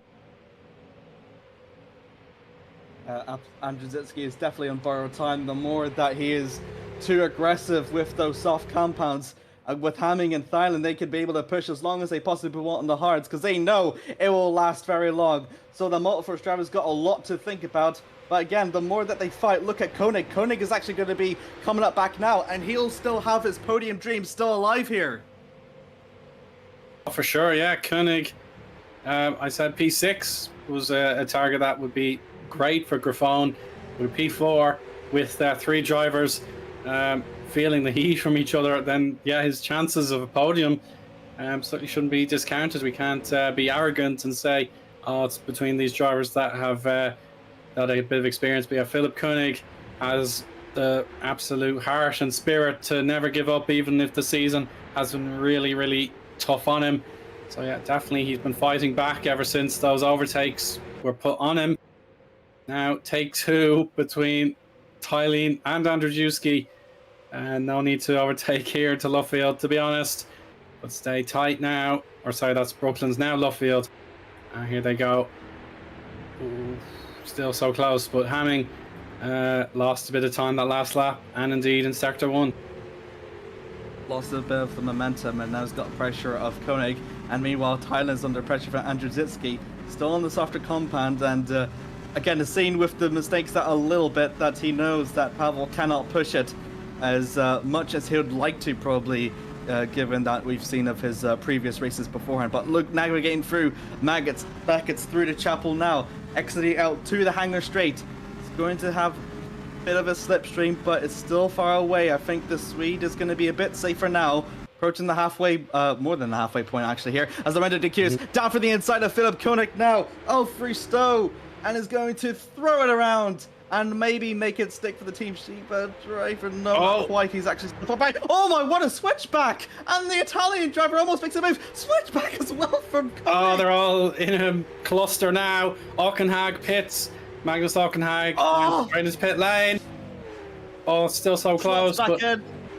Yeah. Koenig slips back in, very close there for action, but still incredible racing here. He's in the midst of a Team Sheba sandwich, still into fifth, and still his dreams are not yet done. Oh no, he's got top from behind, and he's lost much. Oh, and rejoins it, hits Latman, and he's going to drop down to seventh, and it's going to be heartbreak for the underdog driver. Careful! Oh, no. There's Spillo. Philip Koenig was on the outside. I don't think Svilo was expecting him to occupy that. And it's heartbreak for the Griffon Esports driver. His podium dreams are all but over now. I think that is Svilo. Yeah, he is DNF'd as well. And drops out down to P16 now. I think the best that he can warrant here is points. That is absolute heartbreak for what has been an incredible drive up until this point. And unfortunately, that point score that Griffon has been looking for is not going to come. And now that means that it's now relegated to only about 6 drivers now here for the challenge for the lead. I have to look for the replay here. Yeah, let's check out Krister's on board. You can see what's going on. There's the bit of contact. And Philip slows, but Krister's just didn't manage to avoid him in time. Yeah, maybe he felt the car behind him maybe might have been too close. So there you go. Koenig's on the high side getting several bits of contact against Latinen. Maybe the suspension was already compromised on the left side, I don't know. But yeah, Philip does just he can pick up and try again for now anyway. Maybe no, he's out now, so he's out of the race now. Davide Zanini will take that position with a fastest lap, as a matter of fact, so he is a bit off the pace, Davide, but he can try again. So now this complete restructure of the top 10 with the Chutis still 4th, but then Saracino 5th, Latinen 6th, Vin Glenn up to 7th, Menno Clant 8th, Oliver Taras 9th, and Owen Philhauswick 10th. So Ed Hunter in the chat said Oliver and Owen were in a scrap for critical points, and now we have a chance to watch Taras against Glant. So Taras is on the rise again. He's left Owen Philhauswick behind. He wants to overtake certainly the ever present of GPVWC, Menno Clant. Definitely someone ready to help out at a moment's notice when needed in the league. Menno, yeah, one of the most popular people in the entire community, but Oliver Taras will not care for the camaraderie at the moment. Amir, he wants to make this pass and help out his team as best he can. Yeah, absolutely. Just realised as well from the timing boards, amidst of all that carnage between Koenig and Svilo, we've also lost Piercy Golan as well from the positions, and I don't think we have seen accident though. But look at this up for the front though. Andrzej Zitsky slowly catching up, but Hamming also in the midst of that battle as well. So it's going to be a 3-way battle once again here. And Taras have a look through the inside of Menno Clant, but not quite making it stick. Not quite, but he still has the ability and the time in hand. It'll be lap 12 for these drivers just across the line now. So leader Tylene has already made his way up the field a little bit, or up the circuit. So he's pushing on through to sector 1 split line in a moment. Potential battle of Scott Flack, I think, after his decision to pit. I'd imagine Wesley Stefano will have to give up his but here we go now. Wheel banging again. To go for the inside. Oh my, they're going side by side a bit, but I think Taras has a little bit of the advantage because he has the better exit. And over for the Dutchman, heading through Brooklands now, down the inside, and makes it with enough speed. Hold it in. Very good there from the Apex Grand Prix driver, up into 8th. And Menno Clant has to slot in behind, hoping to get another position, another stab at that position, maybe later on. Very good there from the Englishman, I must say. That's the stuff we wanted to see from him this evening. Of course, it was cruelly lost after mistakes in race 1, his podium. contention evaporated in this portion of the circuit, and now it looks like he has adjusted his approach to the corners, the high-speed corners now, and he's on his way back up if he can. Somehow, it's a long way back to Vin Glen, to be honest. He'll have to put in plus 1 second a lap pace on Vin Glen to stand a chance. But now, lap 13 begins. Lucas Tylien still ahead of Pavel Andriuski. Hopefully, there's still a bit of life in those softs left. If it was the feature race format, they would be starting to disappear. There we go, with a slip and a slide. Now it's the high line. Tylien won't yield whatsoever, and he should have better traction on exit out of the loop and into Aintree. Yeah, the Swede hangs on. Yep, slipstream though, heading through Brooklands now. I think Andrzejewski knows that those tires are going to be done for. Oh, so he gets ahead, up on the front wing, and Andrzejewski spins around, drops 2 places, and I think, oh, he's lost it nearly again. And I think has he damaged the suspension? Through the inside. Yeah, I think Saracino's made him make a move for it here, and he does so coming through the national straight. Going to be going side by side for Cops. It's not going to be very good for Andrzejewski because he has understeered continuously here, and with enough speed has somehow managed to make it stick. Pavel still holds on to 4th, but it is over for his winning championship, well, for winning the race here rather, because those tires are surely done. Yeah, he's definitely put too much pressure onto them, too much strain. And it's now a defensive job here for Pavel. The championship advantage, he was looking like plus 10 to leave with, but now down to 4th. He's only on 13, so that's a 7-point, or an 8-point, beg your pardon, 8-point swing in the championship instead of the ability to go plus 10.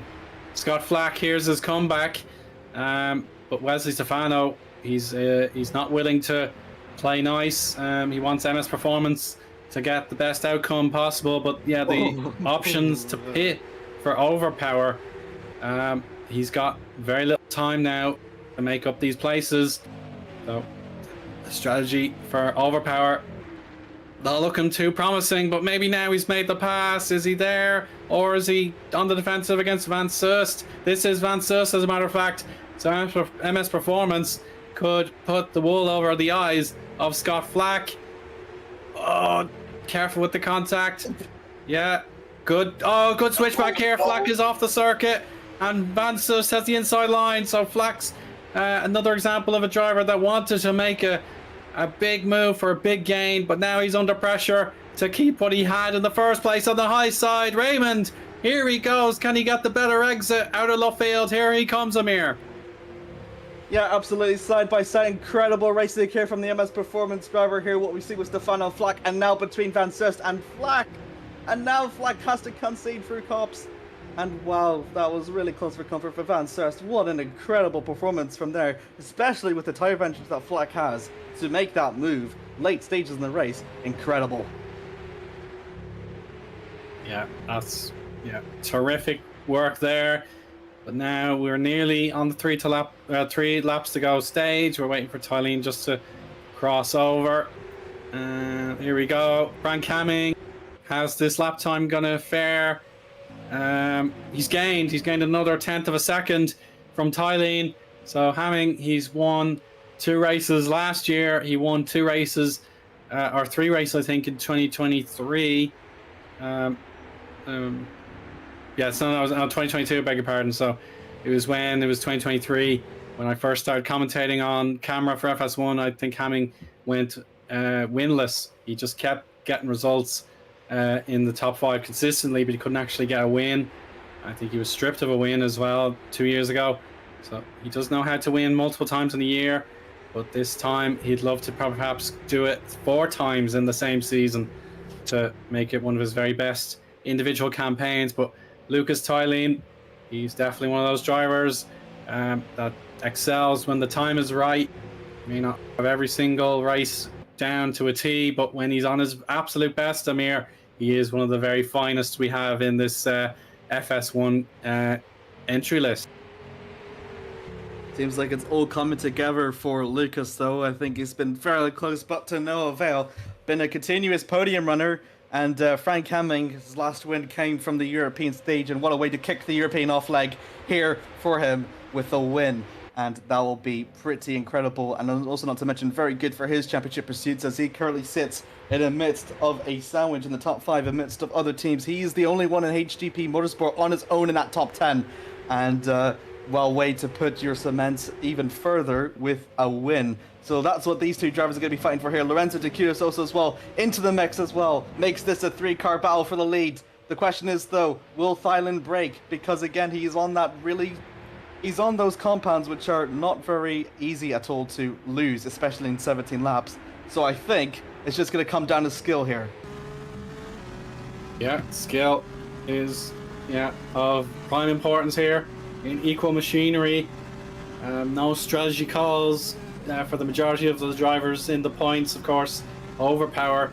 They do have points now, but Scott Flack, as Ed Hunter says in the chat, he would have been fighting for the win as well if he made a zero-stop strategy like most of the others. Alex Lahoo is a Lucas Tylene, #1 fan in the chat as well. He wants the KKR to be crowned the winner here, but Hamming dropping back a little bit. Saracino putting on extra scrutiny on Andrzejewski, but he's got to watch out behind from Latinen.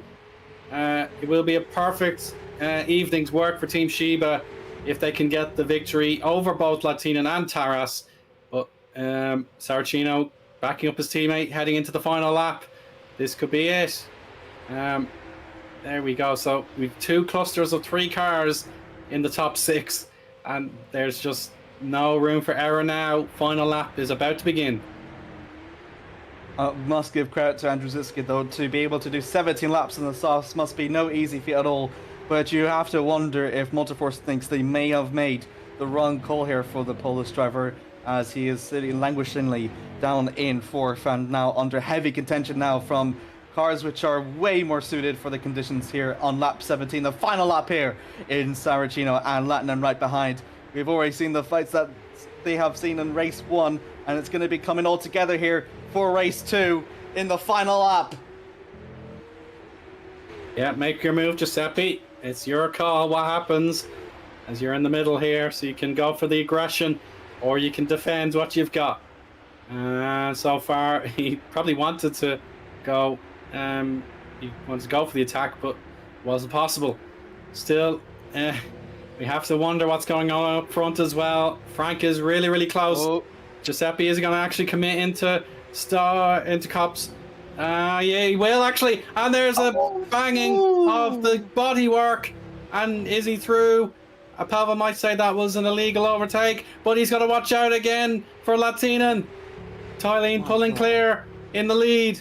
So he's on the hanger straight at this stage. He should be okay to convert this into a win. So just Stowe, Vale and Club to come.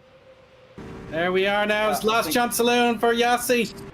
Here he is. So pretty much it's a decline in form here for Pavel. He's not going to gain much points in the championship after all. But now Lucas Tylene is coming through to win the sprint race. And there you have it. The KKR repeats the feat from last season. A race 2 winner yet again. Congratulations for another exceptional job. Tylene had to push hard from his grid slot to actually win it from here. Frank Hamming has to settle for second. Dechuti's third. But now the points are at stake here. Okenag is just behind Owen Philhausvik there, but ahead of Raymond Van Sust. A job well done by the Dutchman on his return after the time away from action. Completing the points, we've 18 finishes and all, but it will be Scott Flack, Wesley Stefano, and Team Iris's stand-in driver, Usama Kanini. His very first point score in FS1, so he did participate for Lunark last season, but now he actually has some points a point to take home for a reward. The Tunisian will be very pleased with himself there, but celebrations for Kaizen Kota Racing Esports there with Menno Klons securing buffer points too, but Tylene earns the plaudits and the donuts. Congratulations again.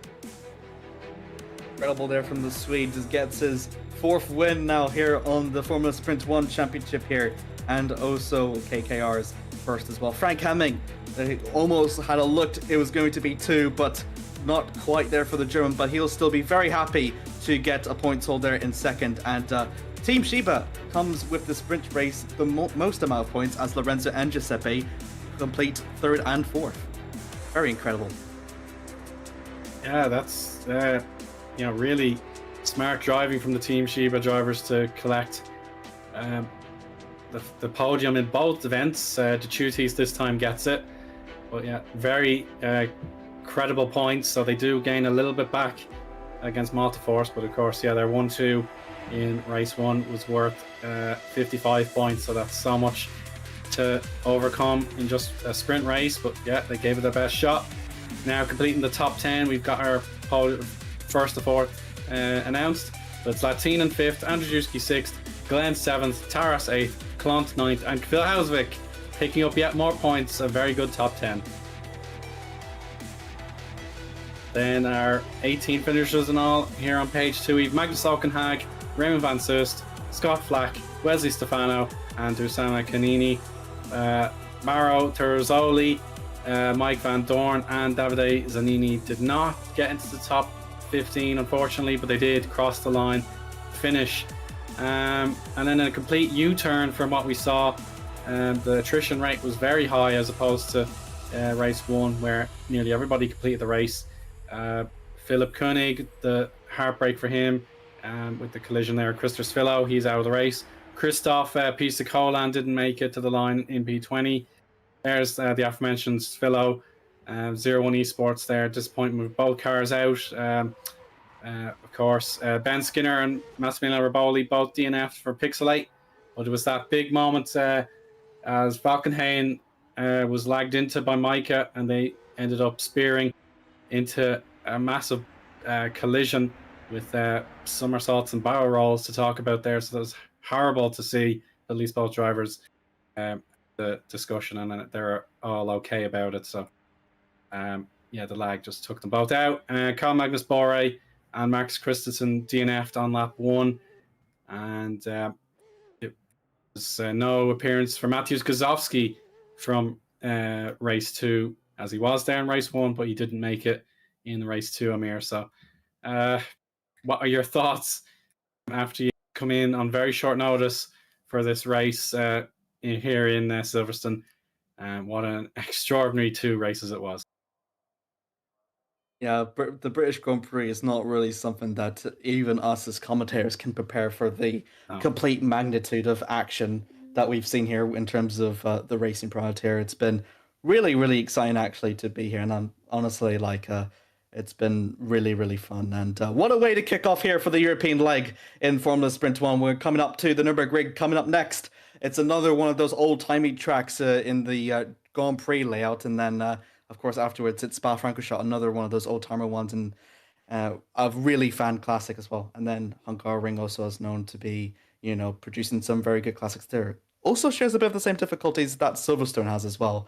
And then cut that all off, the final European leg, it's over to Monza as well, where I think it was been it was 26 years since the first ever GPVWC race was held. So it's going to be a swan song moment here for the league as a whole. But what can I say?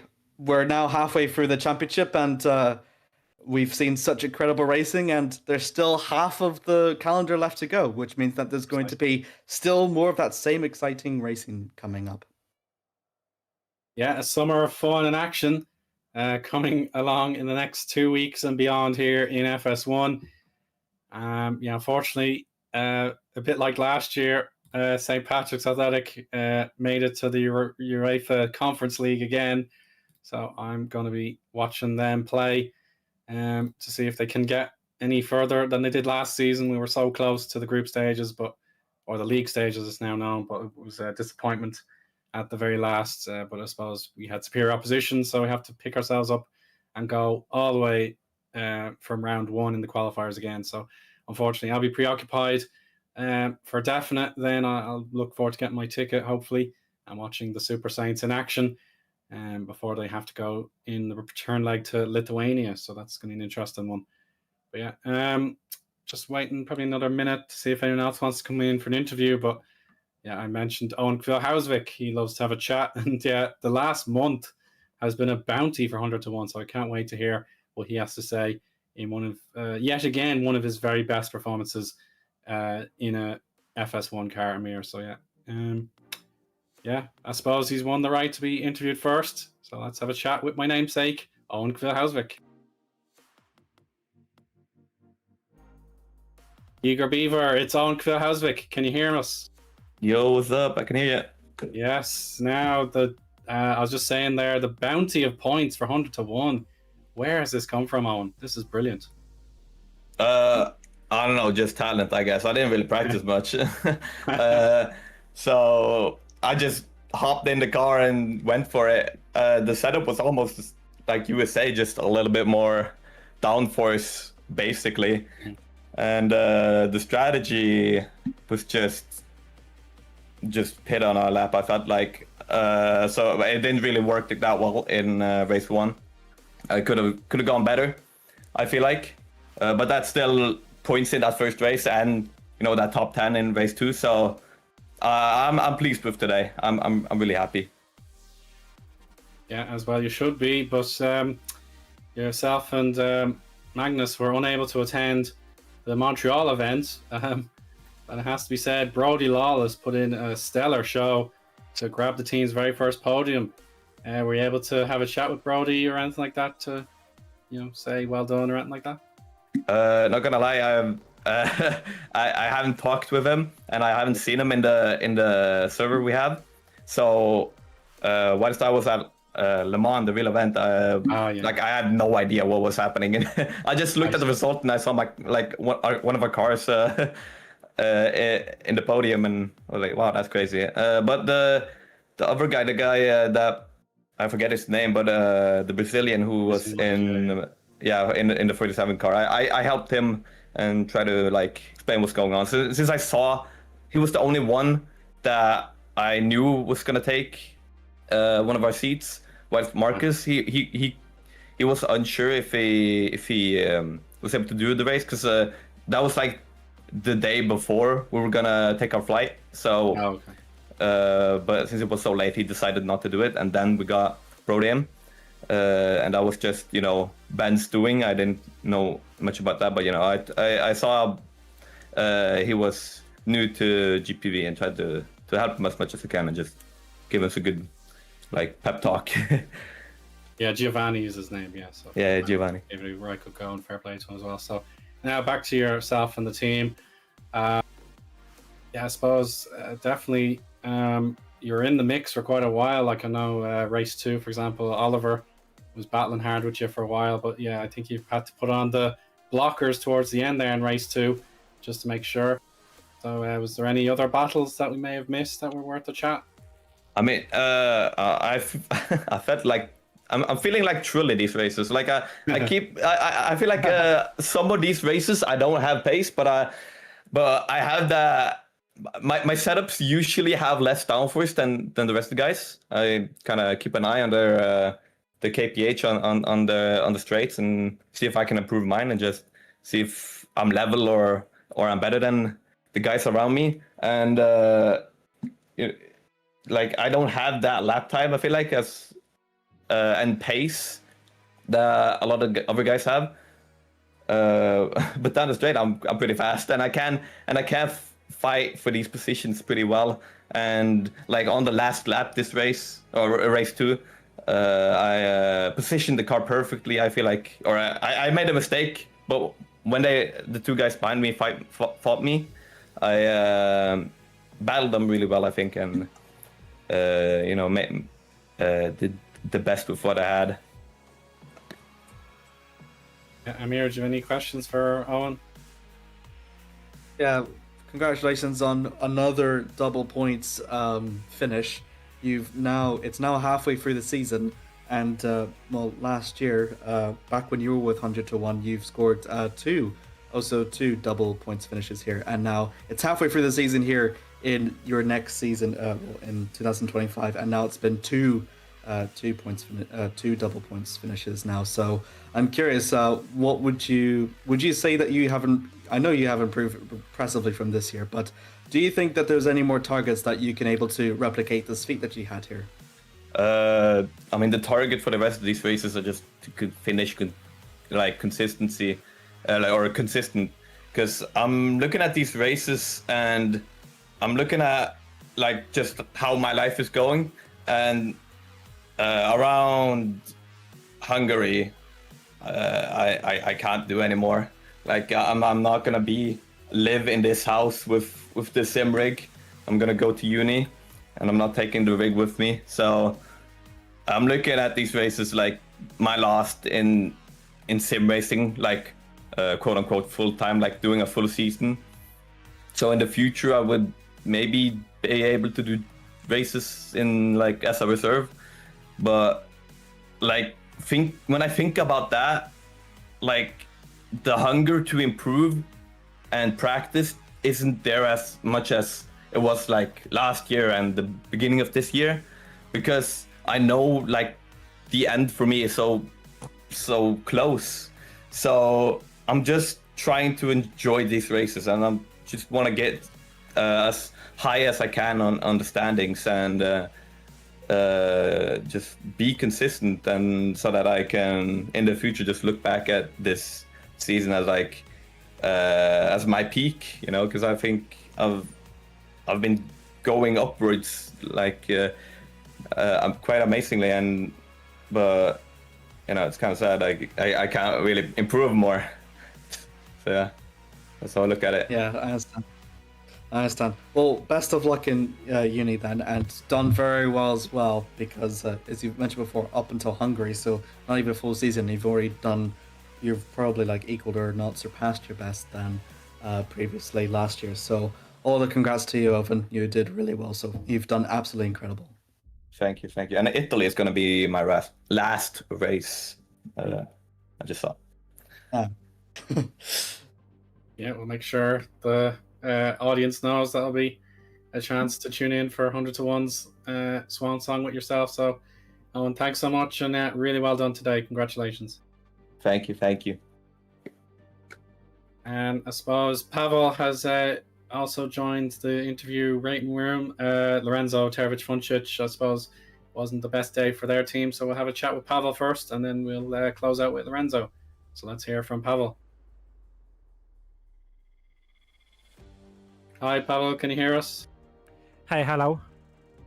Hey there. I think we missed a chance to chat with you last race in Montreal, so today was a mixed bag for you, to be honest. You didn't get the victory that would have been precious to you in race 1, but then race 2, Matthews involved with a bizarre lag incident, so you had the chance to claw back some points. But unfortunately, I suppose you were knocked off the podium with some tough battles with Lucas and company. So could you describe your race 2 for us, please, first, if that's okay?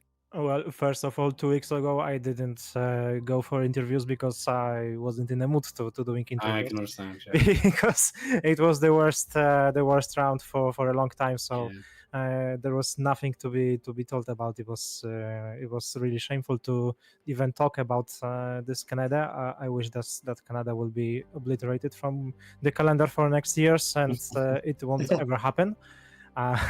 But returning for today's races.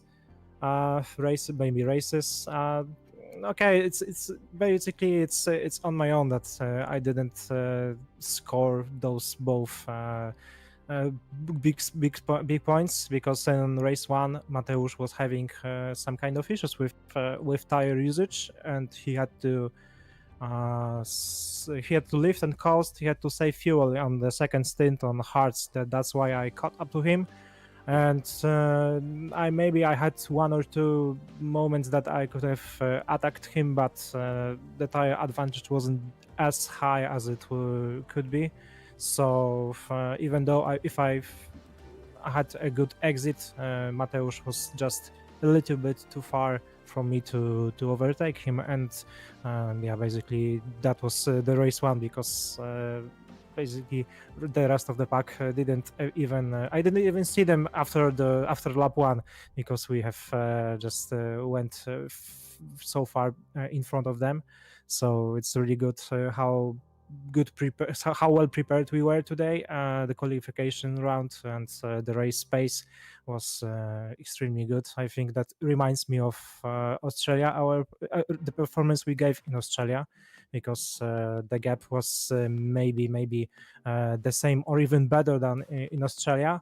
So it shows us that we can still be good at this car, because after Canada we had some doubts. So we didn't know actually what we had done wrong, and others have found it. So it's good to bounce back once again. And the race through, how to say it?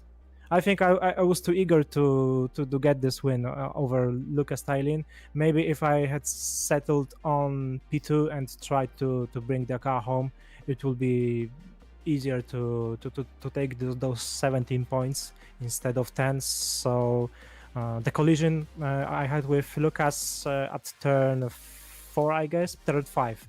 Yeah. It's basically on my own, because Lucas closed the door. I drove with my front wing to his left rear, and he wasn't obliged to give me this room. I just have been too eager to get him and to overtake him, and this has bounced back pretty badly on me.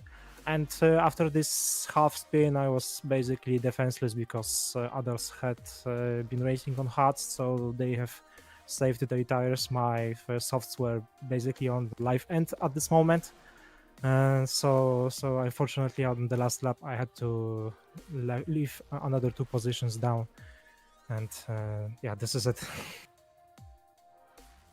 Yeah, excellent summary of the race there, Pavel. But I suppose, just on this day, the eagerness was not for the not the best choice. But I suppose, for next time, there may be a race where you have to be eager. So how do you balance being cautious when perhaps there's a slight advantage to be gained, versus clinical when in a future race you do have to go for it, and failing to do so will actually be to your detriment. So how do you balance your 2 emotions there to try and win this title?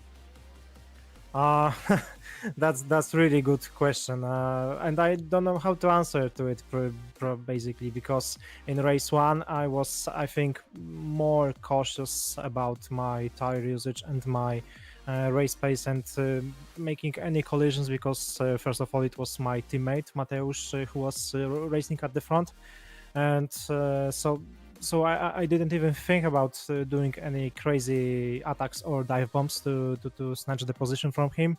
In race 2, there was the time is running out for me on softs, basically, because the softs would fade away definitely by the end of the race, and they did fade away by the end of the race. So maybe if I had overtaken Lucas on lap 10, I would be pretty safe at the lead to the end of the race, and I would have gotten this race win. And from this point, when I didn't get this overtake, when I didn't find myself in the leading position, the frustration started going up and up and up. But at the same time, I know that there was big points at risk, because I knew that Mateusz was either on one of the last positions, or even DNF'd. After the race, I realized he was DNF'd. So when we sum up those 2 races, I gained 5 points on him, but I am still like 20 behind him. And at this moment, I think I would have to find something extra special to fight with him, and to basically, I would have to, I don't know, maybe win 2 races in a row, main races, I mean race 1s, to get back into this championship. At this point, there's still discussion between keeping the team championship away and alive, and having to maintain this gap. And on the other side, at the same moment, there are these thoughts that hey, you are losing championship and you need to start acting. So it will be very interesting. But I know that at the same time the time is running out for me, because I will be moving out from this place I'm racing currently. I will be moving out to another place, and it is quite possible that, for example, the championship will be over by September, because I wouldn't have maybe good internet connection to race properly in the season. So there are 3 races to go to that. I would say that the battle will be fair, and then we will see what will happen. Yeah, it's kind of similar to Owen's situation. He's going to university in the next semester in September, I think. So yeah, we're going to be having a lot of drivers, I think, perhaps late in the season, not able to be able to perform each and every week. Yeah, hopefully you can get your best results coming soon, Pavel. Amir, any quick questions for Pavel? So before, we've seen you back on your element now since I believe it was Indianapolis after a bit of a blip in Montreal. So congratulations on your return to firm, Pavel. I'm sure you must be very, very happy with that. Nürburgring's coming up next, has a bit of similar characteristics to what we've seen here at Silverstone, and given that we've seen your good pace advantage in qualifying and in race 1, you feeling pretty hopeful for the German Grand Prix coming up in 2 weeks' time? I don't have this big experience in racing at Nürburgring that I have, for example, in Silverstone, but the same could have been said about Indianapolis that we have raced 6 weeks ago. So I think everyone will be learning because there is a new track. It's a DLC track it has to be said. So we will see. I think that we can carry this performance we had shown today. There are 2 tricky spots that we should be looking at, because they will be quite resembling the Canada curbing. So we will see. I hope that it will be good. Yeah, really appreciate your time, Pavel. Thanks so much, and best of luck in 2 weeks and beyond. Thank you very much. Good night. Good night. Now, Lorenzo has been very patient, so we'll have a chat with the team boss for LEF Auto Racing. Hey, Lorenzo, can you hear us? Yes. Appreciate you waiting. Definitely a long chat there with Pavel, but you leave empty-handed from Silverstone. But I suppose it's never easy having to start with 2 new drivers. So how do you think today went, despite going without a point? Well, to put it in ways that I'm allowed to on stream, today's round was really poor. It took so much to get close to points, and then to have it taken away in the way that it was in race 2 was really nerve-wracking. I do think Davide, the driver that he is with his skill set, will get points at Nürburgring. Today just wasn't our day, I think. Probably setup related, I would say, because from what I can gather from talking with some other team bosses, we were lacking in straight line speed very, very big time. But we did have a lot of downforce, which helped us in places like Sector 2, but down the straights we were just sitting ducks. I would also like to thank Mike for being willing to step in for Alex Gonzalez-Green for this round, who's currently on holiday, so he wasn't able to attend, but I'm very happy that Mike, despite his displeasement with the car, understandably so, he still decided to tough it out and to do this round, and in the end he was somewhat close to points in the second race as well. And yeah, overall not a really good round, definitely one to forget, and hopefully better in 2 weeks' time at the Nürburgring.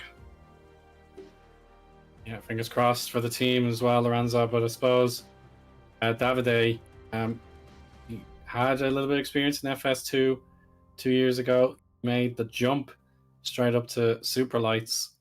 So this is actually his FS1 debut, despite having a bit more experience in the league than Mike does. So what attributes do you think were the best for him, in particular, knowing that he does have a bit more GPVWC experience?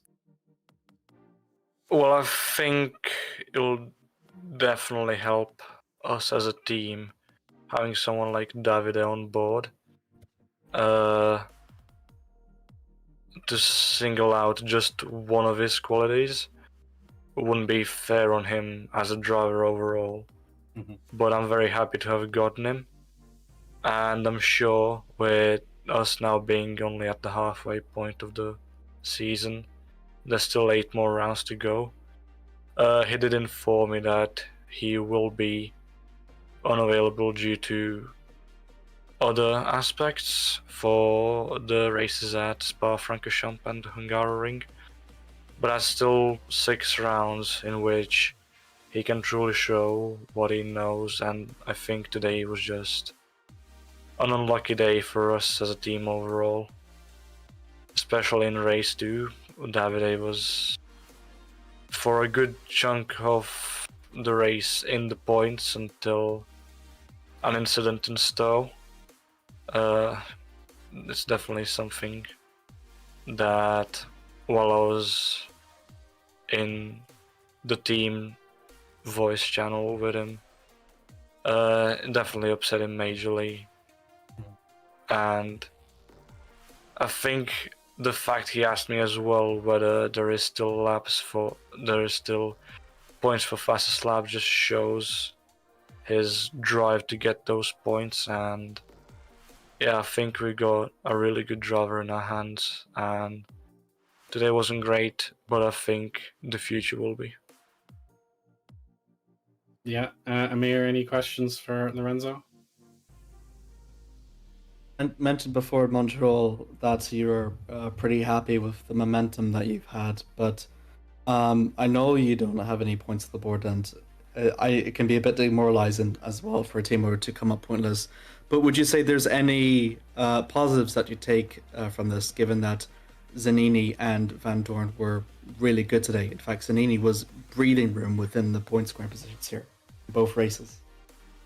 I think the silver lining we can take away from this is that we know the drivers we have at our disposal, either as emergency reserves or as our main lineup, are more than capable enough of being point scorers, hell, even consistent point scorers.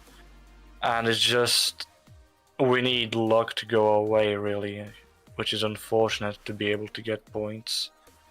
And I think once we get in the rhythm of getting points eventually, which hopefully will be at the Nürburgring, I think once we get that ball rolling, then I think it will be hard to stop it. Yeah, I suppose we'll let you go, Lorenzo. I'll be at 01 Esports. I believe they've overtaken you now in the Teams Championship, so get your mind reset and have a go at trying catching them back up again. Thanks for your time. Thank you for having me. You're very welcome. The Overpower duo are waiting their turn as well, so we'll wrap up our interview segment with a chat with Magnus Aukenhag and Scott Flack.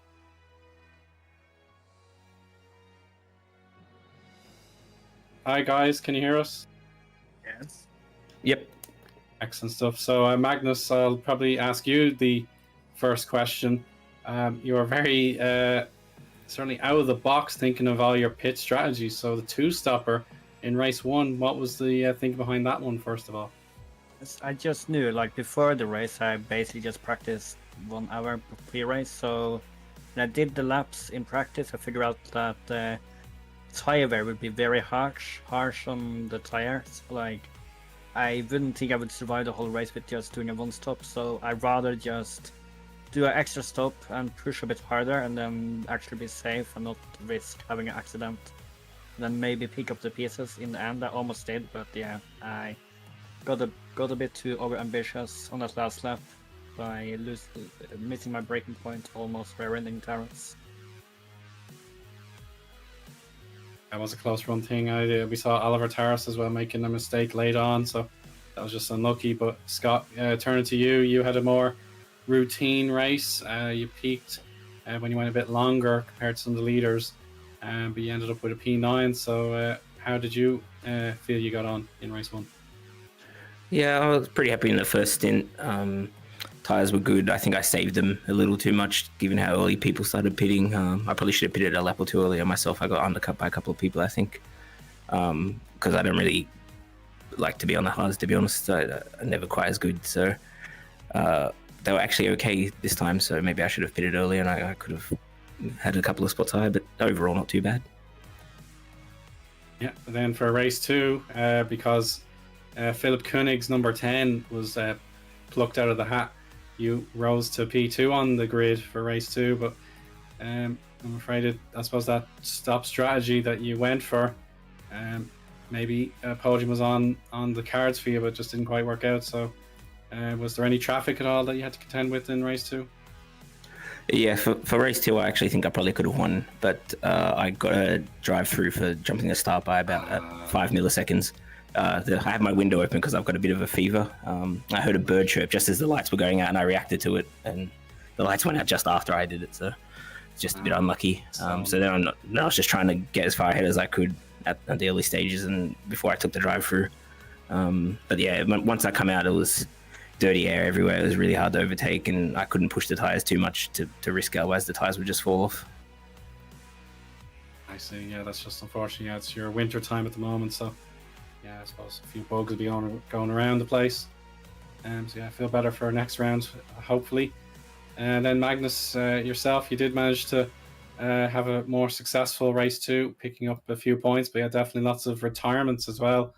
Did you see any of the accidents happen? I knew, like, I was following Micah when he had this accident, and I think he had a light spike or something because he just disappeared in the cups. So I guess that's a free position, and I did the same strategy as race 1, where I tried to do the one stop in the hope that people would lose grip in the last few laps of the race. Something that did happen, and it helped me to almost get P10 from Owen, but yeah, it wasn't to be. But I'm still happy with P11, given I starting P18, 19. Yeah, I think you're down in 19th, all right, yeah. We just had a chat with Eoin at the beginning of the segment, and he said he had to defend with all his might there, just hang on to his position. So yeah, you definitely had a challenge on your hands there with Phil Hausvik. So good job, nevertheless, of giving him a fight and finishing 11th in race 2. Amir, do you have any questions for our overpower drivers? All right, guy. Yeah, congratulations on you both. It's been probably a very difficult midfield battle. I'm sure you two must have fended off, but come up with three out of 4 point scoring positions. It's very good. It's halfway through the season now, and curious from both of you two, having been raced in FS1 for quite a while, what would you say your targets for this next half of the season is, both for you as a driver and for the team of Overpower? For me, it was the last race because I was just an emergency due to the second driver of Overpower not doing the full season. So I'm actually not doing the rest of the season. This was my last race. You've been really good so far, so it is a bit of a bummer. Yeah, like, it was just to test the waters, like, see if I would be competitive enough to keep up with the FS1 field, what is like mega competitive, it seems like, and just evaluating if I should take a step up from FS2 next year, like if plans should align. Like, nothing confirmed yet, but like, it was just testing how doing multiple races in such succession will be than just doing last minute emergency drives. Yeah. Well, you've done really well though, Magnus, I must say. I'm sure Eoin would agree with me from the races that he's commented to see, so I'm sure you'll be happy back into the FS1 grid anytime soon. Scott, just a few thoughts for yourself for your targets for the second half of the season? For me, probably try and grab a few podiums, maybe a win if I can. Personally, for the team, maybe we can try and get 5th or 6th in the championship, depending on who comes aboard as the second driver in the future races. Just try and finish off a bit strong. We had a bit of a bad period for a few races there, but things have been a bit better recently, so keep going that in that direction, hopefully. Absolutely. Owen? Yeah, definitely, yeah. I was just going to say, at least Matthew McKinnon, your fellow Aussie, got an excuse to play the anthem Advanced Australia Fair for you today. So there's your motivation to try and get one yourself. Yeah, hopefully next time I get a better start and can get the anthem for myself instead of for KKR. Yeah, feel better soon, of course, Scott. Magnus Okenhag and Scott Flack, I really appreciate both of you joining us for a chat, and best of luck next time. Yeah, Thank you. Again.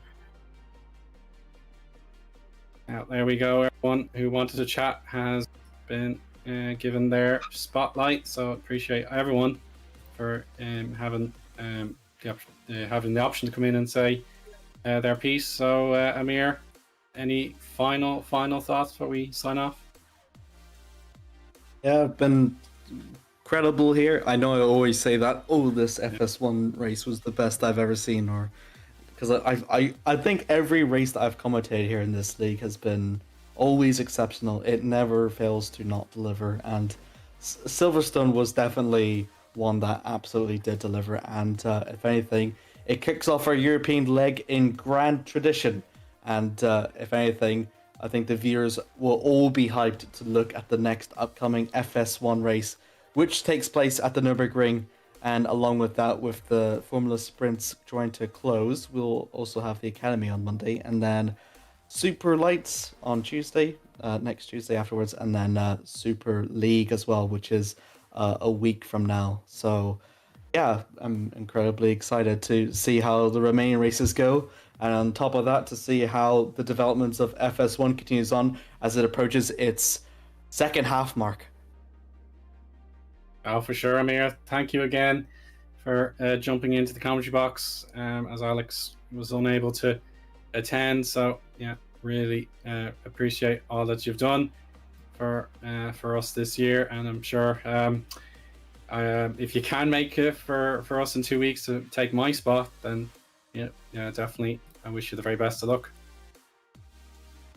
Thank you very much, Eoin. It's been an absolute pleasure to co-commentate with you. And Remco as well, behind the cameras. Thank you very much to him as well for his exceptional work for the first half of the season. May his fantastic work continue through to the second half. Couldn't do it without him.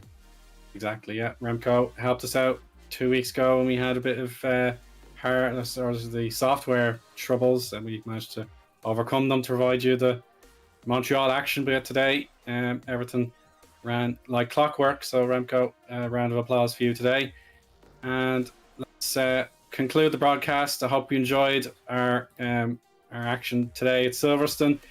I really felt that was another race to savor, but alas, real life commitments and entertainment for myself in 2 weeks. Fingers crossed for the Super Saints, but I'll leave it there now for myself, Eoin Harmon, Amir Oates, and Remco Zeeuw. Thank you for watching, and good night.